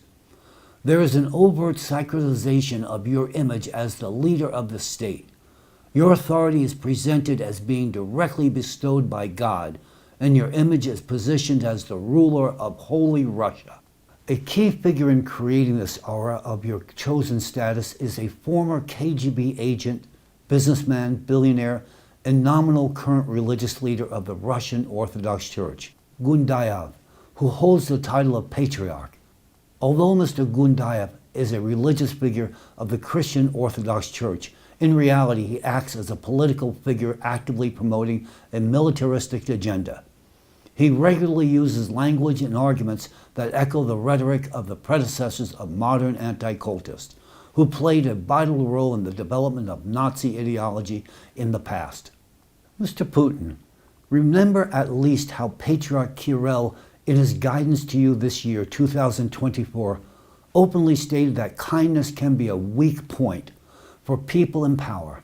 He also justified the authorities' adoption of stern decisions, even if they involve sacrifices, noting that such decisions have never been condemned by the Church. First of all, this position not only contradicts the fundamental principles of Christian teachings on mercy and compassion, but also serves as a direct justification for militarization and aggressive foreign policy.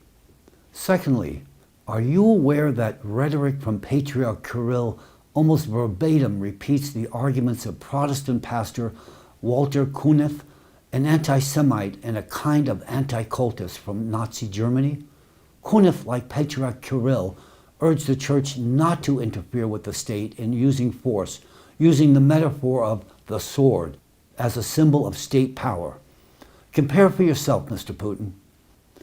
Patriarch Kirill, in his guidance to Vladimir Putin in 2024, said, "Kindness is that weak point which sometimes prevents people in power from walking their life path with dignity. The head of state must sometimes make faithful and formidable decisions, and if such a decision is not made, the consequences can be extremely dangerous for the people. But these decisions almost always involve sacrifices, and these decisions have never been condemned by the Church." Walter Kuneff, in his book Die Nation vor Gott, The Nation Before God, stated, "The Church knows that the state must wield the sword. This duty means firmness and strictness. The Church cannot and does not want to prevent the state from fulfilling this duty." Do you see how similar these statements are? One is said in the context of your rule, and the other in the context of Hitler's rule and his use of brutal and inhumane Nazi methods. Such rhetoric, especially coming from religious leaders, provides ideological justification for the most horrific crimes against humanity. Additionally, the Russian Orthodox Church, ROC if you like, has recently taken steps that not only contradict the fundamental principles of Christianity, but also actively contribute to the escalation of the military conflict. As you are likely aware, Mr. Putin, the administrative office of the Moscow Patriarchate recently issued a directive requiring all priests to daily recite a prayer that openly asks God for victory for Russian arms. This prayer contains false assertions that Russia was attacked with the aim of dividing and destroying its united people, which clearly contradicts reality. It is deeply concerning that this is the first official document regulating intra-church support for the war. Priests who refuse to recite this pro-war and anti-Christian prayer are defrocked. There is already a known case where a priest was defrocked simply for expressing the opinion that prayer should be for peace, not for victory in war. In modern Russia, priests are being defrocked based on the same criteria used in Nazi Germany during Hitler's time. Those who did not support Hitler and the ideology imposed on him by the anti-cultists of that era were stripped of their clerical status. Now clerics are defrocked for not supporting you and supposedly your ideology. But this ideology has been imposed on you by the same anti-cultist. So, whose power and ideology are they actually defending? What do you think, Mr. Putin? You will naturally deny the imposition of an alien ideology on you and claim that it is entirely different, that you are fully convinced and share this ideology, that it is your decision and belief. But this is the very phenomenon and strength of puzzle coding. It makes the person believe that what the anti-cultists need is their own belief, often blinding them to the obvious. This is the danger of such psychological coding. In this imposed Nazi ideology, the aggressive actions of the church hierarchy not only contradict Christ's teaching on peace and love, but also represent a dangerous form of religious propaganda aimed at supporting military aggression. The militarization of religion and the use of faith to justify aggression and suppress dissent are clear signs the regime is becoming fascist. I am left with the question, why is your church called Christian when, as you can see yourself, now Christ has been expelled from it? Currently, representatives of the Russian Orthodox Church publicly declare that now is not the time for the New Testament brought by Christ, but the Old Testament, the so-called Old Testament ethics, which in their view permits bloody and brutal wars. The most disheartening part is that you, through your actions, echo them. Meanwhile, they tirelessly exalt your image, portraying you as a sacred ruler leading a holy war. After your recent inauguration, Mr. Putin, we witnessed the highest religious figure in the country, the Patriarch of the Orthodox Church of the Moscow Patriarchate, Kirill, in his congratulatory speech essentially ascribe a sacred status to your governmental position. The Patriarch described your election to this position, let me emphasize a governmental position in a secular state, as a service imposed on you by God. Moreover, Patriarch Kirill stated that you lead Holy Russia, thereby blurring the lines between state governance and a religious concept. Particularly troubling is the Patriarch's wish, expressed in the words, "God grant that the end of this century will mark the end of your tenure in power." This phrasing effectively legitimizes lifelong rule in the eyes of the faithful. The history of the 20th century clearly demonstrates the catastrophic consequences that can result from the sacralization of political power and its merger with religious institutions. Similarly, through the skillful use of religious symbolism and rhetoric, the cult of Adolf Hitler's personality was artificially created. The churches of Germany at that time actively participated in political agitation, rewriting prayers to include the Führer's name. Hitler's speeches were often accompanied by the ringing of church bells. This practice had a strong subconscious effect on listeners, artificially elevating the dictator's figure to the level of a messiah in the public's mind. Thus, sacralization of a totalitarian leader is not a new phenomenon. You should know, Mr. Putin, that Adolf Hitler himself was deeply convinced of his so-called sacred mission and was obsessed with the idea of his supposed divine purpose. Today, your closest associates are instilling similar ideas about your unique messianic role. Such rhetoric is not just dangerous, it is potentially catastrophic. When the head of state undergoes such intense ideological and psychological manipulation, and when he is not only convinced of the absolute righteousness of his actions, but also believes himself to be the executor of a divine mission, it creates the conditions for unpredictable and potentially destructive consequences. We cannot ignore the fact that similar methods were used by high-ranking religious representatives and anti-cult activists to create the cult of Hitler's personality, whose actions led to unimaginable suffering of millions in a global catastrophe. The direct followers of the ideologues and creators of 20th century Nazism in Germany are today repeating the scenario in Russia. The only remaining question is this: do you, President Putin, realize what is happening? It is quite possible that you genuinely believe you are fighting Nazism without noticing how true Nazis behind your back are gradually transforming Russia into the Fourth Reich. You have been convinced of your great destiny and special responsibility, and evidently you have bought into this, seeing yourself as the chosen one. But take a moment to consider, what is this destiny? And suppose great responsibility that these ideologues of Nazism have placed upon you. Is it the revival of Nazism? The creation of the Fourth Reich? I understand it flatters the ego to believe in such a grand mission, to think that you are divinely ordained to carry it out. But who told you this? Fascist, Nazis who have killed the religion of Christianity and expelled Christ from your church. Jesus Christ taught us to love one another. But what do those who lead your country into the abyss of Nazism teach and call for under the guise of Christ's name? And you listen to them. Yes, it may be pleasing to your ears, but how do the people live under the yoke of resurgent Nazism?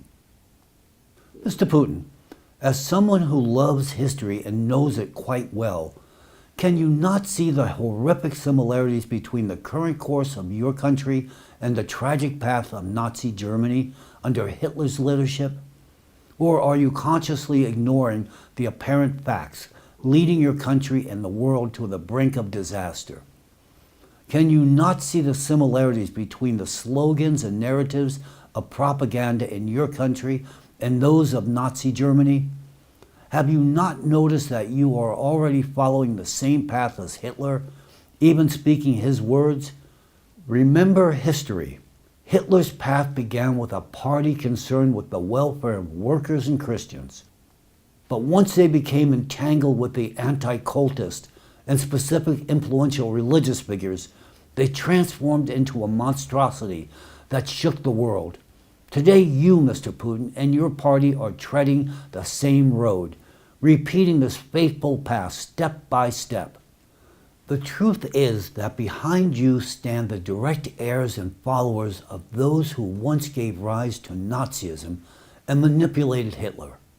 The same sinister forces that once plunged the world into war and suffering are pulling the strings today, controlling you. Look closely at those who stand behind you. Yes, we know that you have intentionally created competing groups within your inner circle. You aim to maintain a balance of power, ensuring that you remain the unrivaled player in this complex political game. You tried to position the pieces on the chessboard so that no one could defeat you. Your strategy was brilliant, but face the truth. One of these factions has outplayed not only its rivals, but you as well. Now, while you believe you have everything under control, the reality is that this group has been manipulating you for quite some time.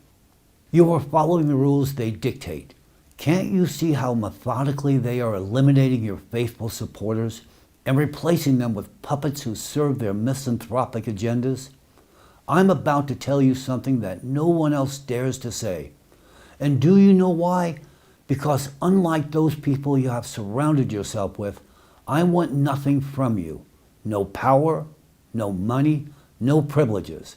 The only thing I want is for you to regain your common sense.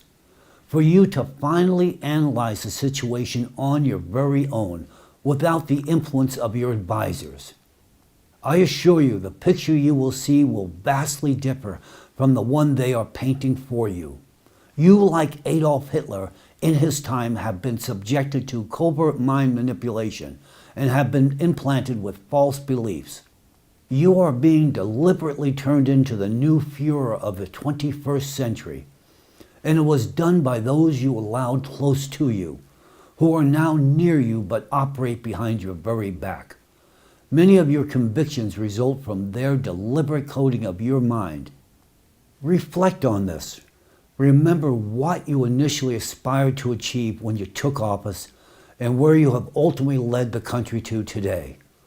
Look at yourself. Don't you see how radically you've changed? Remember who you were and what you aimed for, and compare that to who you have become. I remember the ideas you came with and where you started from, Mr. Putin. You had ambitious plans. You wanted to join NATO and establish a visa-free regime with the USA. You sought integration with the West and democratization of the country. What happened to those aspirations? I'll tell you what happened. Those who secretly manipulate you didn't let it happen. They influenced your politicians, your entourage, and you. They elevated you to the heavens just to later bring you down, just as they did with Hitler and Stalin. You have been masterfully manipulated by those whom you trust unconditionally. Your so-called advisors and allies have spent years drilling into your head that the USA is your main enemy. They whispered that it is we who sabotage your plans, plot against you, and wish you harm. They made you believe that it was the USA that crushed your plans. But that's a lie. It was not the USA that thwarted your initiatives and ambitious plans. It was those who now stand behind your back, whom you considered your trusted confidants. It is they who methodically, step by step, created the conditions that made your original goals literally impossible. They gradually changed your course, steering you further and further away from your initial intentions. And they did this not in the interest of your country, but for their own purposes. Moreover, these same people, being representatives of global anti-cultism, through their branches in the USA, actively sabotaged cooperation between our countries. They played a double game, destroying the bridges we tried to build. Open your eyes. These ideologues of modern Nazism are not just playing with you. They have turned you into a pawn in their game, a game whose rules you do not know. Those you trust lead you towards isolation and confrontation, destroying all chances for progress and international cooperation. Your entourage applauds your every step, but these are applause on the way to the abyss. They are not rejoicing in your successes, but in their growing power over you. And while you indulge in the illusion of power, they have almost achieved their goals. You do not see most of what is really happening. You are being played just like the whole of Russia and the rest of the world by true grandmasters whose existence you are not even aware of. But the most frightening thing is that some of these puppet masters are in your closest circle, among those you shake hands with. If they were not close to you, they would not be able to so methodically destroy democracy and instill Nazi ideology in your country. You are blind, my friend, to what is happening around you. All over the world and in your country as well, the agents of influence of these hidden grandmasters sow chaos and violence and organize monstrous terrorist attacks, including mass shootings in schools. This is methodical testing of terror and covert mind manipulation technologies. And your country has become the testing ground for these experiments. You publicly claim that you know who organized the tragic terrorist attack at Crocus City Hall. But do you know that you regularly meet and shake hands with those who are actually behind the organizing this attack? These are the ones who ultimately benefit from it. When they meet you personally, they smile to your face and praise you, showering you with flattery. Meanwhile, behind your back, they meticulously planned and executed Crocus. They did this to weaken your position and show you how vulnerable you are. Secondly, this attack was meant to pit Christians against Muslims, to incite interreligious hatred, create internal tension, expel Muslim migrants, and significantly weaken Islam in Russia. This is another step in their strategy to change Russia's fate in the near future. Only a few representatives of your FSB, more accurately now the Gestapo, are aware of the scenario for Russia's future, but they will never tell you about it. What I am saying is not a prediction or a prophecy. It is merely the result of quality intelligence, real intelligence. What these new format Nazis have done to your country has already crossed over conceivable boundaries. This is practically open Nazism, and they are just one step away from proclaiming it openly. Under the influence of global anti-cultism, Russia today is turning into the Fourth Reich. But I know the Russia it once was, having worked there. Mr. Putin, can you not see the difference? Does it not tear at your heart to see the bloody monster of Nazism raising its head once more on your homeland, with your being made its sacred Führer? Mr. President, let me remind you of your father, whose photograph you proudly carried during the victory parade on May 9th. Your father was a hero who fought against Nazism in the Second World War, which is rightly called the Great Patriotic War in Russia. Because it was not just a fight for territories, It was a war for the homeland, for humanity, and for the fatherland, for the universal heritage of fathers and grandfathers who carried and passed down the ideals of humanity, freedom, and peace through the centuries. Your father, who served in the submarine fleet and defended Leningrad, your hometown, made an invaluable contribution to the victory over Nazism in that war. His chest was rightfully adorned with numerous medals, a testament to his heroism. And your mother, like millions of other Leningraders, she endured the horrors in the blockade in the very city your father bravely defended. His courage and self-sacrifice helped crush the monstrous machine of Nazism. It is painful to watch as you, the son of heroes, allow the evil they fought so desperately against to be reborn. Do you not feel ashamed to betray their memory and their faith? Do you not feel ashamed to spit in the face of veterans, the millions who gave their lives so that the dreadful burden of Nazism would never again engulf our world? In Russia, there is hardly a family that did not lose someone in the fight against Nazism. And now, you are betraying them all. I appeal to your conscience, Mr. Putin, and to the part of your soul that still remembers the lessons of the past. You were once respected as a man who kept his word, as a person who was trusted, and yet you have placed your trust in Nazis. Wake up before it is too late. For the memory of your parents, for the future of your children, do not let Nazism prevail. Nazism in your country, Mr. Putin, is not merely a threat to Russian society. It is a catastrophe of global proportions. And this is not only due to the cruel and inhumane nature of the methods and practices of Nazism, but also because the force operating behind your back, committed to the resurgence of Nazism, directly obstructs addressing the paramount challenge of our time, the climate crisis. Moreover, it exacerbates this crisis. The consequences of this process are terrifying and irreversible. You are led to believe that you supposedly control the situation in the country in all aspects, yet at the same time, shadowy players determine the country's future without your participation. Under the guise of combating extremism, based on the directives of anti-cult organizations, numerous organizations and groups that pose no objective threat to the country are being eradicated in Russia. Furthermore, as I've already said, the organization ALLATRA, whose scientific developments have brought colossal benefits to your country and to the world, has also fallen under this repressive wheel driven by Nazi ambitions.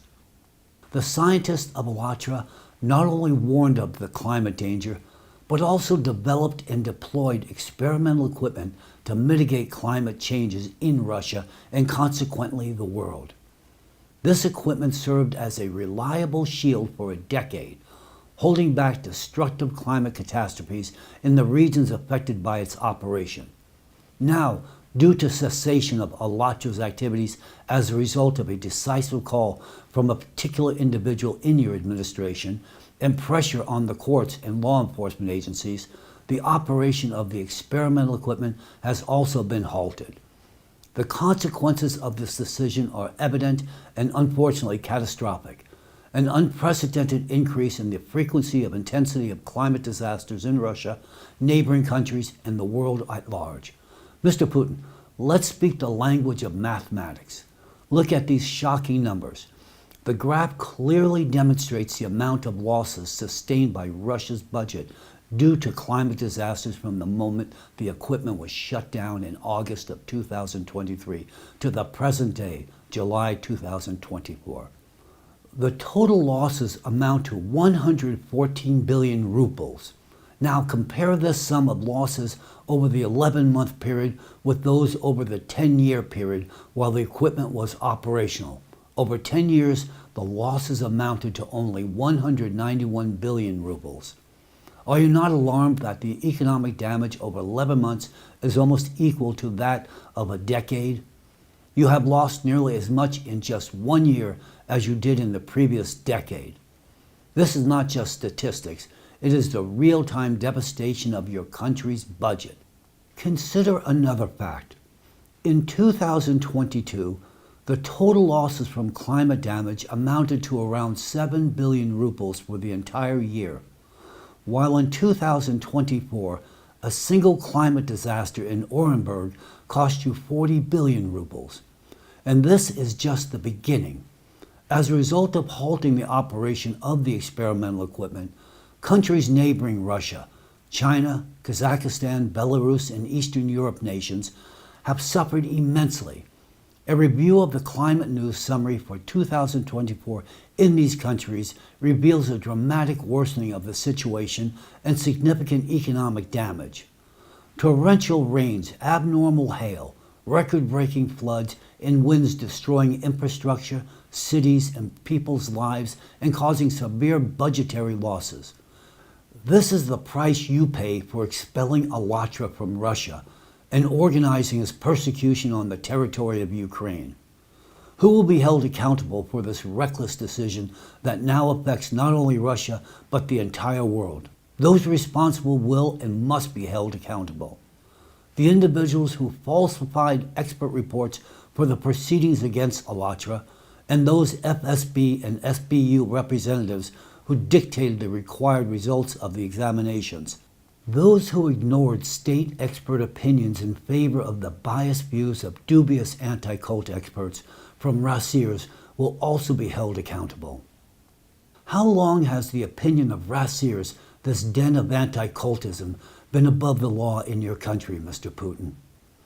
Instead of supporting the selfless people of ALLATRA, your courts have committed a monstrous perversion of justice against them, and law enforcement agencies have unleashed a real witch hunt.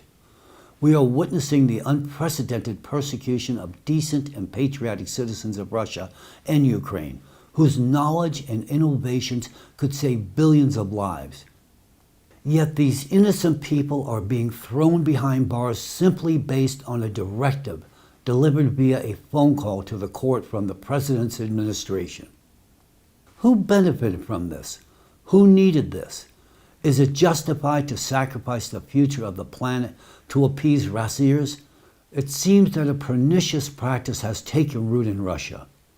Instead of understanding the situation, befriending those who should be befriended, and punishing those who deserve punishment, you punish the innocent, as has always been the tradition in Russia. Is this your tradition?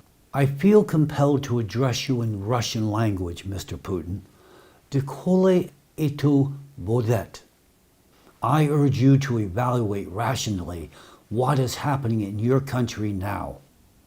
FSB operates with Gestapo methods, breaking down doors and tormenting citizens who have dedicated their lives to the country's welfare, brought immense benefits, and could still contribute significantly to their homeland. But they are not allowed to do so simply because Nazis behind your back are directing state policy without your knowledge and participation, pursuing their own agendas. Their plans consider neither the interest of Russia nor the world, causing only harm to Russians and all humanity. What is happening in Russia now is not merely lawlessness, it is Nazism. The closure of ALLATRA is not just a mistake, it is a crime against humanity. It deprives your country and the entire world of a potential solution to the global climate crisis, which means depriving humanity of a chance at survival. The few honest and rational FSB employees and members of other agencies who comprehend the absurdity of what is happening in your country today and still attempt to resist this madness, striving to make a difference, are losing their endeavors. They are being pressured and persecuted by hidden Nazi forces that, while close to you, do not depend on you. These forces independently and covertly steer the political direction of the country. Where will this dangerous course lead? Let me remind you that we have repeatedly and persistently warned about the escalating climate threat and the consequences of halting the operation of the experimental equipment. I personally, in my speeches, and the esteemed Mr. Danilov in his address on September 3, 2023, forecasted these events, outlining their scale and intensity long before the destructive storms, extreme snowfalls, and catastrophic floods.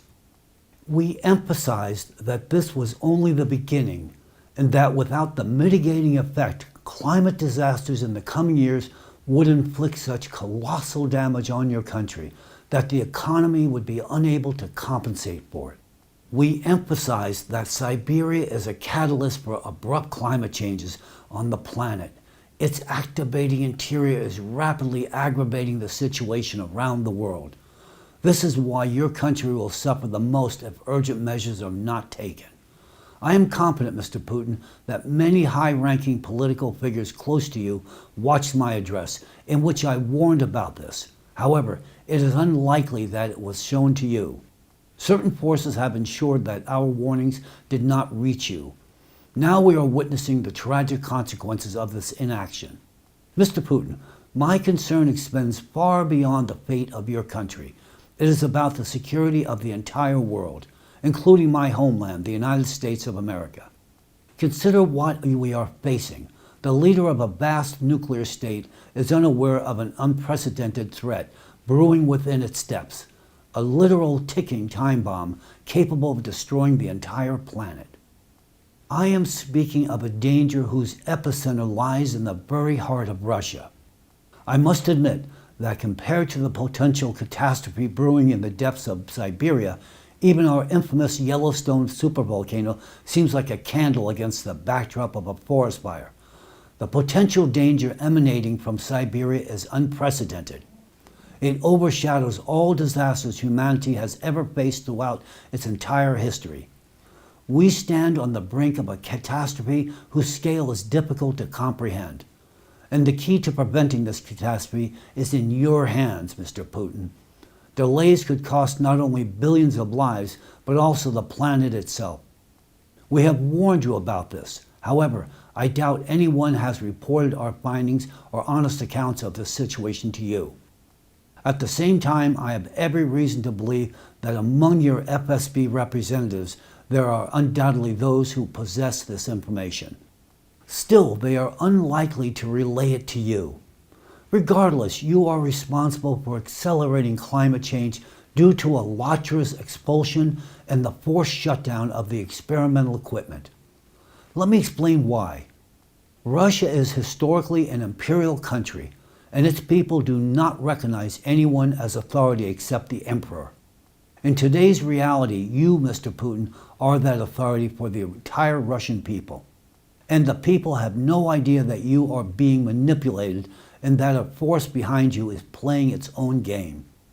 Representatives of this force have made you believe that you are Vladimir, the radiant sun, destined to save everyone. However, they do this partly to shift all the responsibility for the resurgence of Nazism, the disintegration of the country, the allowance of a global catastrophe, and the suffering and death of millions of people onto you. Just as Stalin's entourage once shifted all the blame onto Stalin. The same fate awaits for you if you do not come to your senses. Mr. Putin, I urge you to personally pay close attention to the current escalation of extreme climate events in Russia and around the world. You have the power to request independent reports from specialists and analysts. Ask genuine scientists about the reasons for the sharp deterioration in Russia's climate situation after the ALLATRA expulsion. Study the statistics on the rise of cataclysms and assess how this geometric progression will impact the future of your country. Look at the alarming climatic processes currently intensifying globally, the increase in atmospheric anomalies, and the rise in volcanic and seismic activity on our planet.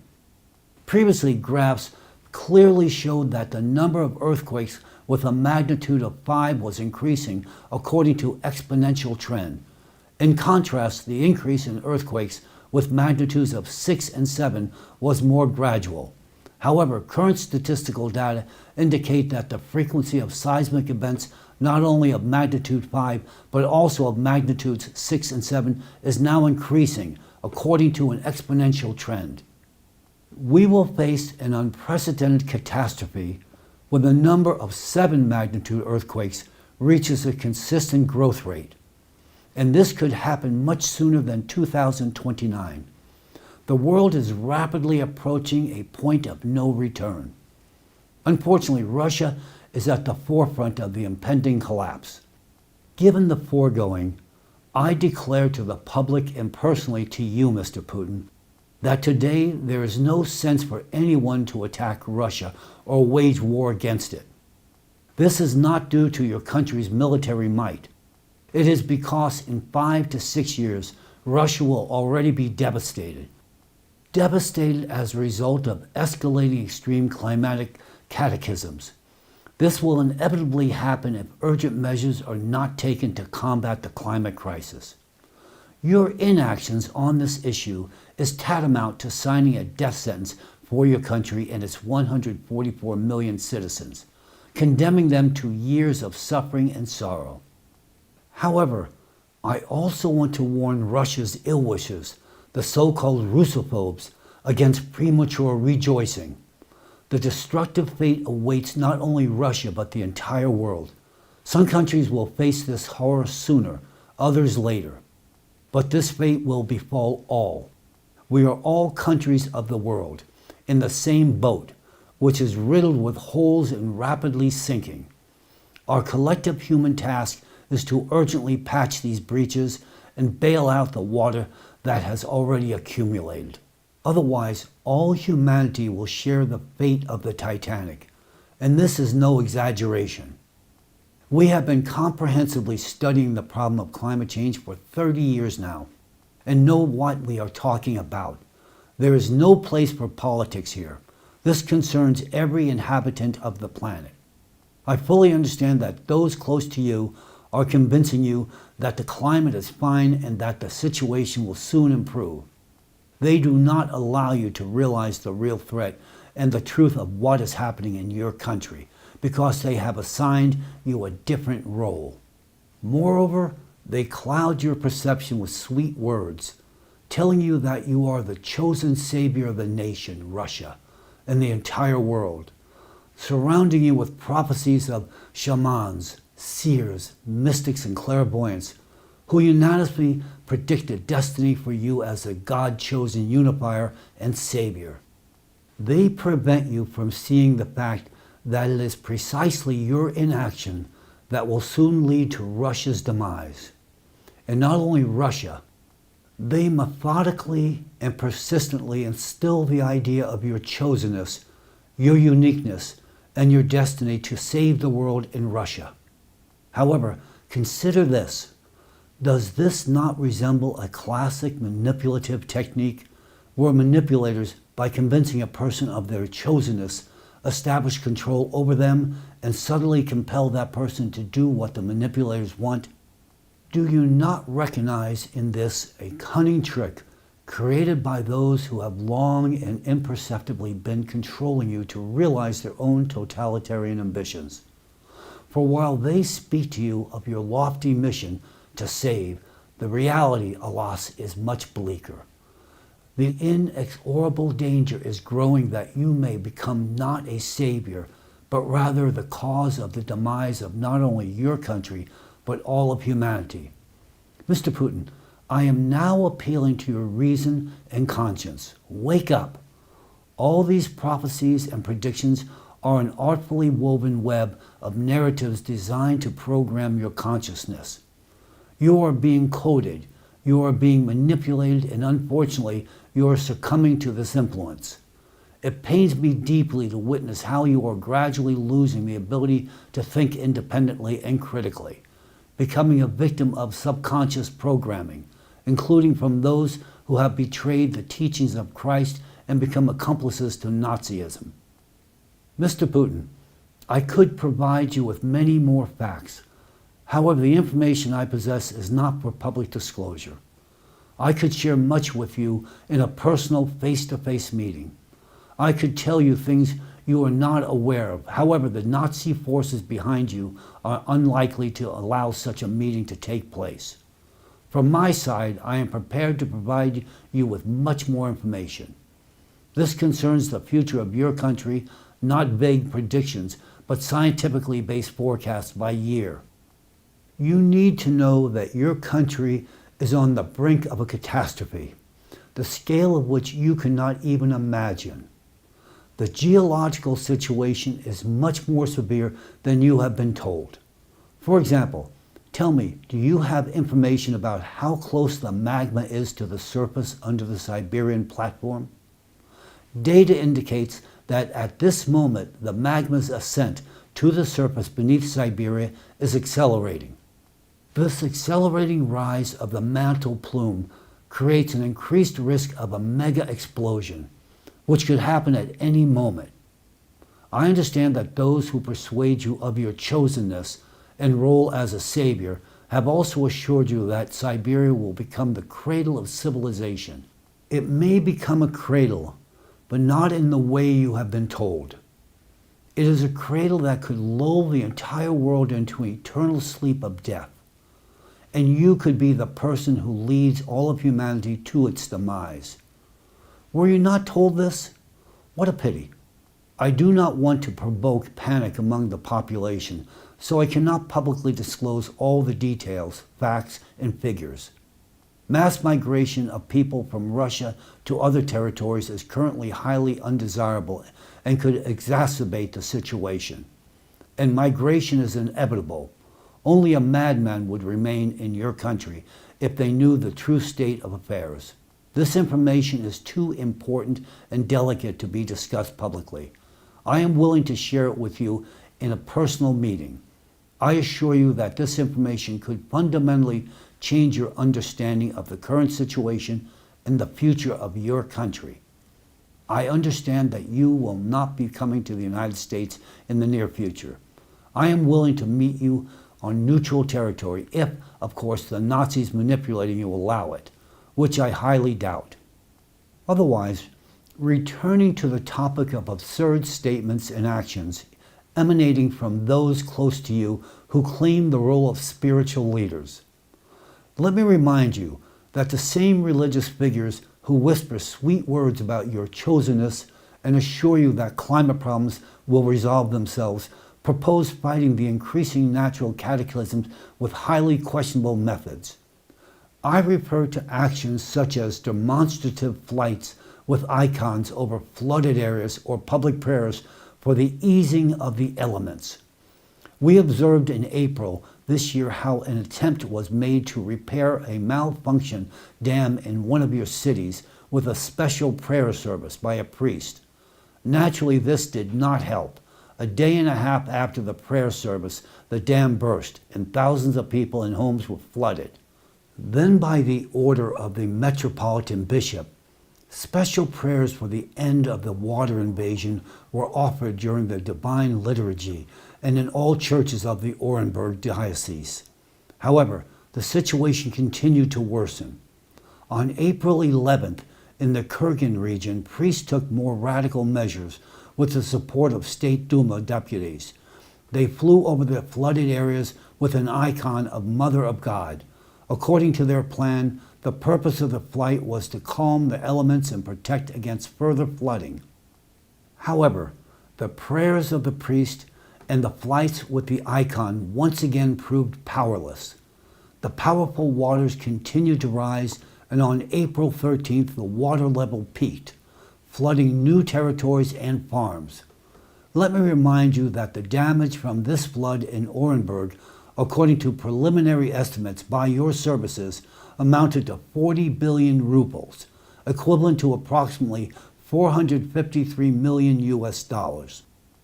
The history of your country knows the example of the 1941 flight over Moscow with the Kazan icon of the Mother of God, which allegedly saved your capital from Nazi capture. However, the current flight with an icon over the flood-affected area did not improve the situation, did not save anyone, and will not save anyone. Prayers against climate change do not work. Any religious representatives and shamans are powerless against what the world faces today. And I will go even further. If all the shamans, clergy, and believers of your country were to gather in a united, deepest and most sincere prayer, they would not be able to keep even a leaf from falling from a tree when its time comes. Their prayer would lack the strength to prevent the natural fall of a simple leaf. However, even one little girl with a drop of glue could quickly resolve this issue. This is science.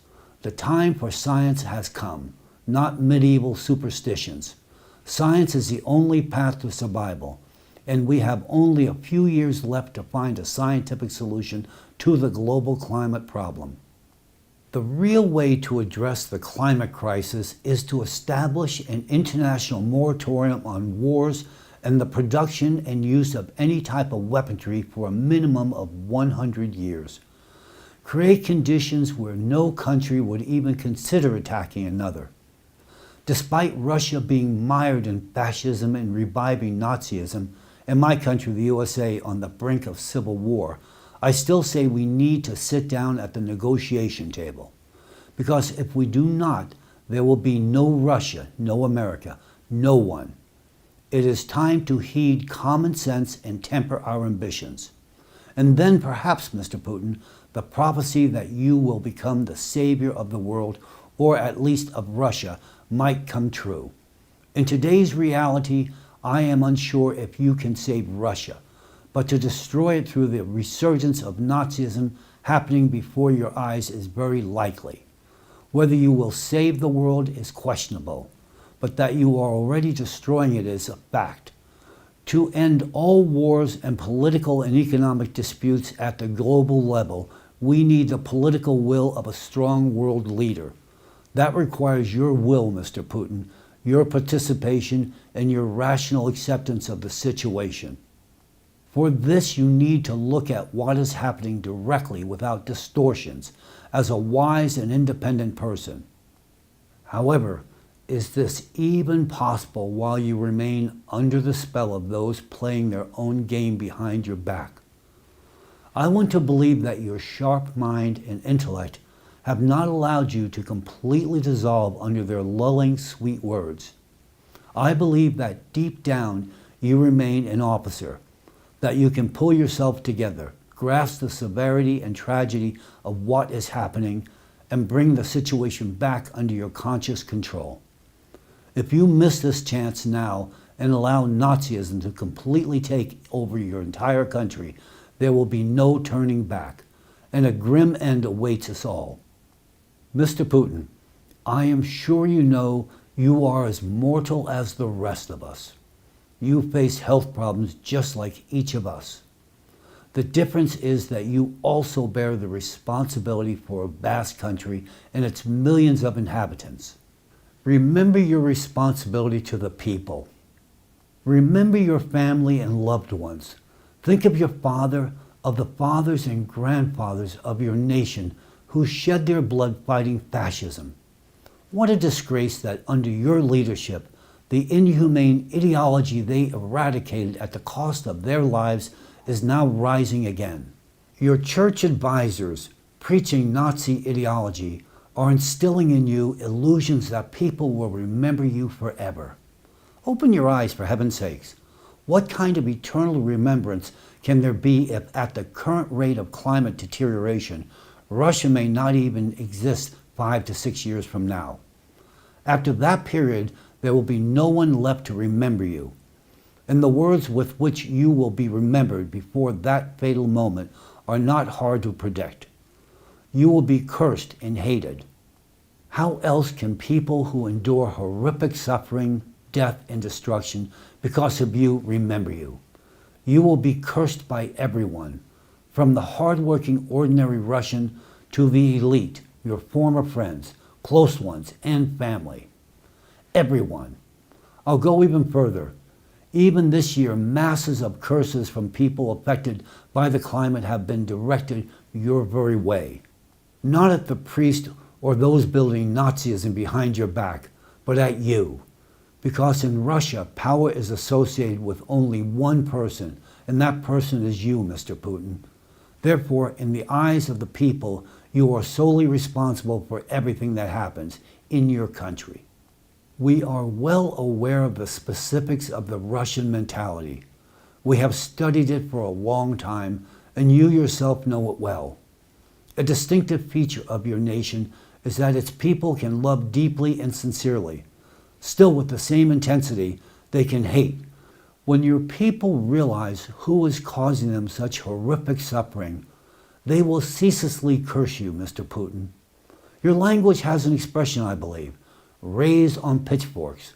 I think you understand what I mean. Therefore, ask yourself, have you indeed decided to reap the laurels of Stalin and Hitler combined, or do you wish to benefit your people and the world? If the current trajectory of events is not altered, given the escalating climate situation, you will soon lose both your wealth and power. You will lose everything. But what's worse, you will lose all respect. You will be a curse not only to Russia, but to the entire world. And even if you wish to be remembered as another Hitler, know that this scenario, there will be no one left to remember you. And to prevent the catastrophic scenario of future events, there is only one way: your participation in creating conditions to address the climate crisis on a global level. And to make this possible, it is first necessary to eradicate Nazism in your country and restore the democracy you profess to value so highly. You have been balancing on the edge of an abyss for a very long time. Those you considered allies can turn into your executioners at any moment. They will stop at nothing to maintain control and execute their plans. Are you confident in the people who stand behind you? Yes, your security seems reliable, but think about it. Can you be sure that among them there is no assassin recruited by the Nazis? Do you trust your inner circle? Reflect on this. Orders that contradict your own come from somebody among them. Someone initiated the destruction of democracy you aspire to. Someone has been systematically brainwashing you all this entire time. Someone has been destroying your country. I will say you even more. As a colleague to a colleague, yes, I know there have been attempts on your life, and your services have worked excellently in preventing these attempts, partly thanks to our cooperation. But listen to me and ask yourself this particular question. Why did one of the people close to you recently acquire a contact poison, and from good allies no less? What do you think the purpose was, and more specifically, for whom? The truth is, those who control you have long been planning your replacement. The problem was only with your successor. But at this point, they have almost resolved this issue, with your help skillfully manipulating you. You unknowingly are bringing to power those they want to see in your place. You are a smart person, Mr. Putin. So think you are up against true grand masters. Unfortunately, your current situation resembles a classic zugzwang, where any move you make plays into their hands and only worsens your position. Consider, are you not at risk of repeating Stalin's fate? But these are your affairs, not ours, and it is up to you to deal with them. Stalin's reign lasted approximately 31 years, and on December 31st, 2024, it will be exactly 25 years since the beginning of your rule, Mr. Putin. You have been in power for a quarter of a century.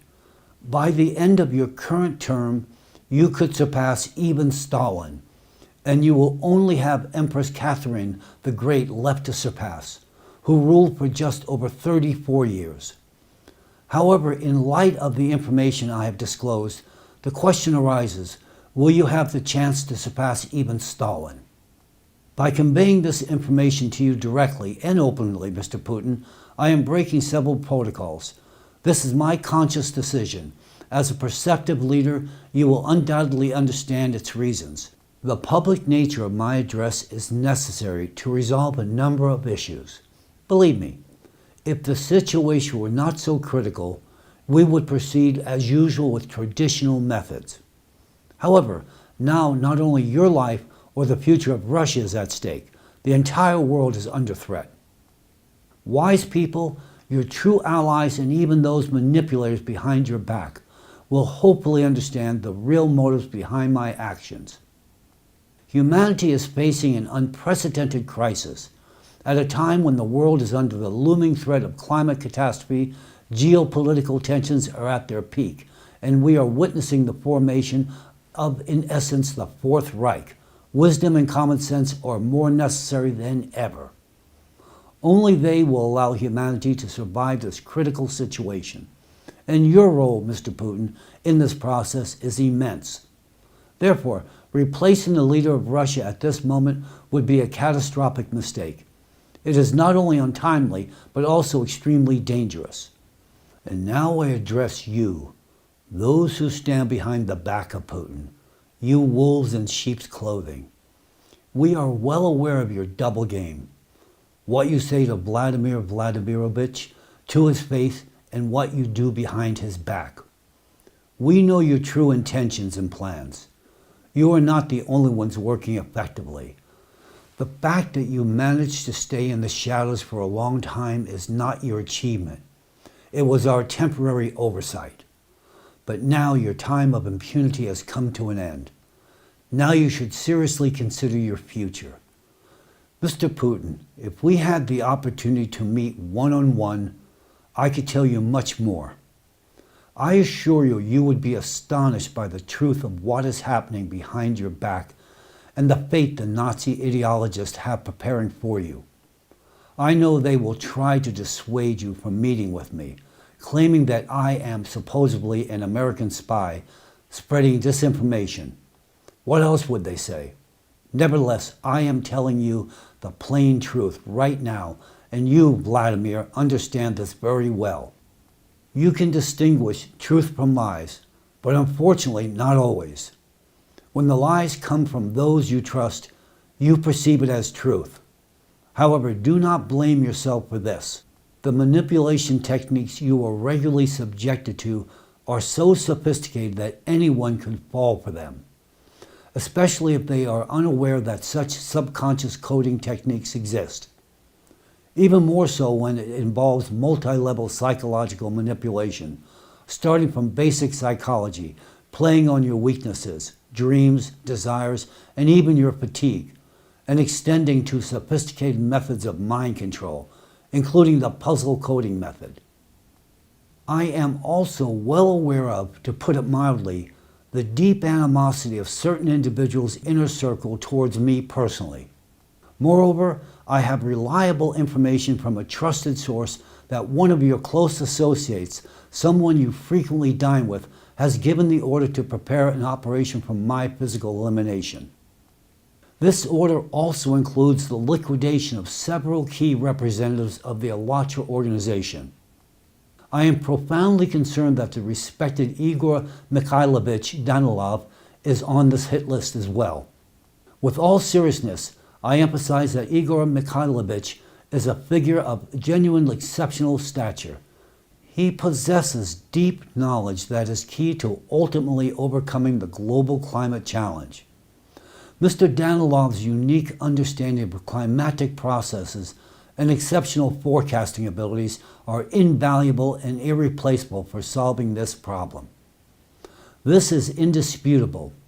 We have witnessed that Mr. Danilov's climate forecasts 10 years ago have been confirmed with remarkable accuracy up to the present day. It is highly undesirable that his forecasts for the near future also come true. Mr. Danilov has also played a crucial role in our scientific research activities. His deep understanding of physical processes has enabled the creation of unique equipment to mitigate the effects of climate change. Our current knowledge and capabilities result from our collaboration with Mr. Danilov. His contributions are invaluable, and the loss of such a person would be an irreparable blow to all humanity. If we lose him, we will be left with nothing. Therefore, eliminating him would deprive humanity of its only chance. Mr. Danilov and I have already provided convincing evidence that we possess the knowledge and ability to deliver the necessary solutions to prevent climate catastrophes. For 10 years now, our experimental equipment protected your country, as well as parts of China, Kazakhstan, and Eastern Europe. Now that its operation has ceased, look at what is happening with the frequency and intensity of climate disasters in these same regions. The situation has worsened significantly everywhere. It was much more stable during the 10 years our equipment was operational. This gives me the right to assert that we, unlike others, have a much deeper understanding of the Earth's climatic and geodynamic systems. And with us, humanity's chance to withstand climate change can be quite real. I also want to address the person who gave this order and those who were planning to carry it out. Are you prepared to destroy the only people capable of preventing climate catastrophe? Suppose you succeeded. History shows that any person can be killed. Even Jesus Christ was crucified in his time. But what then? After crucifying us now, what will you do about the climate?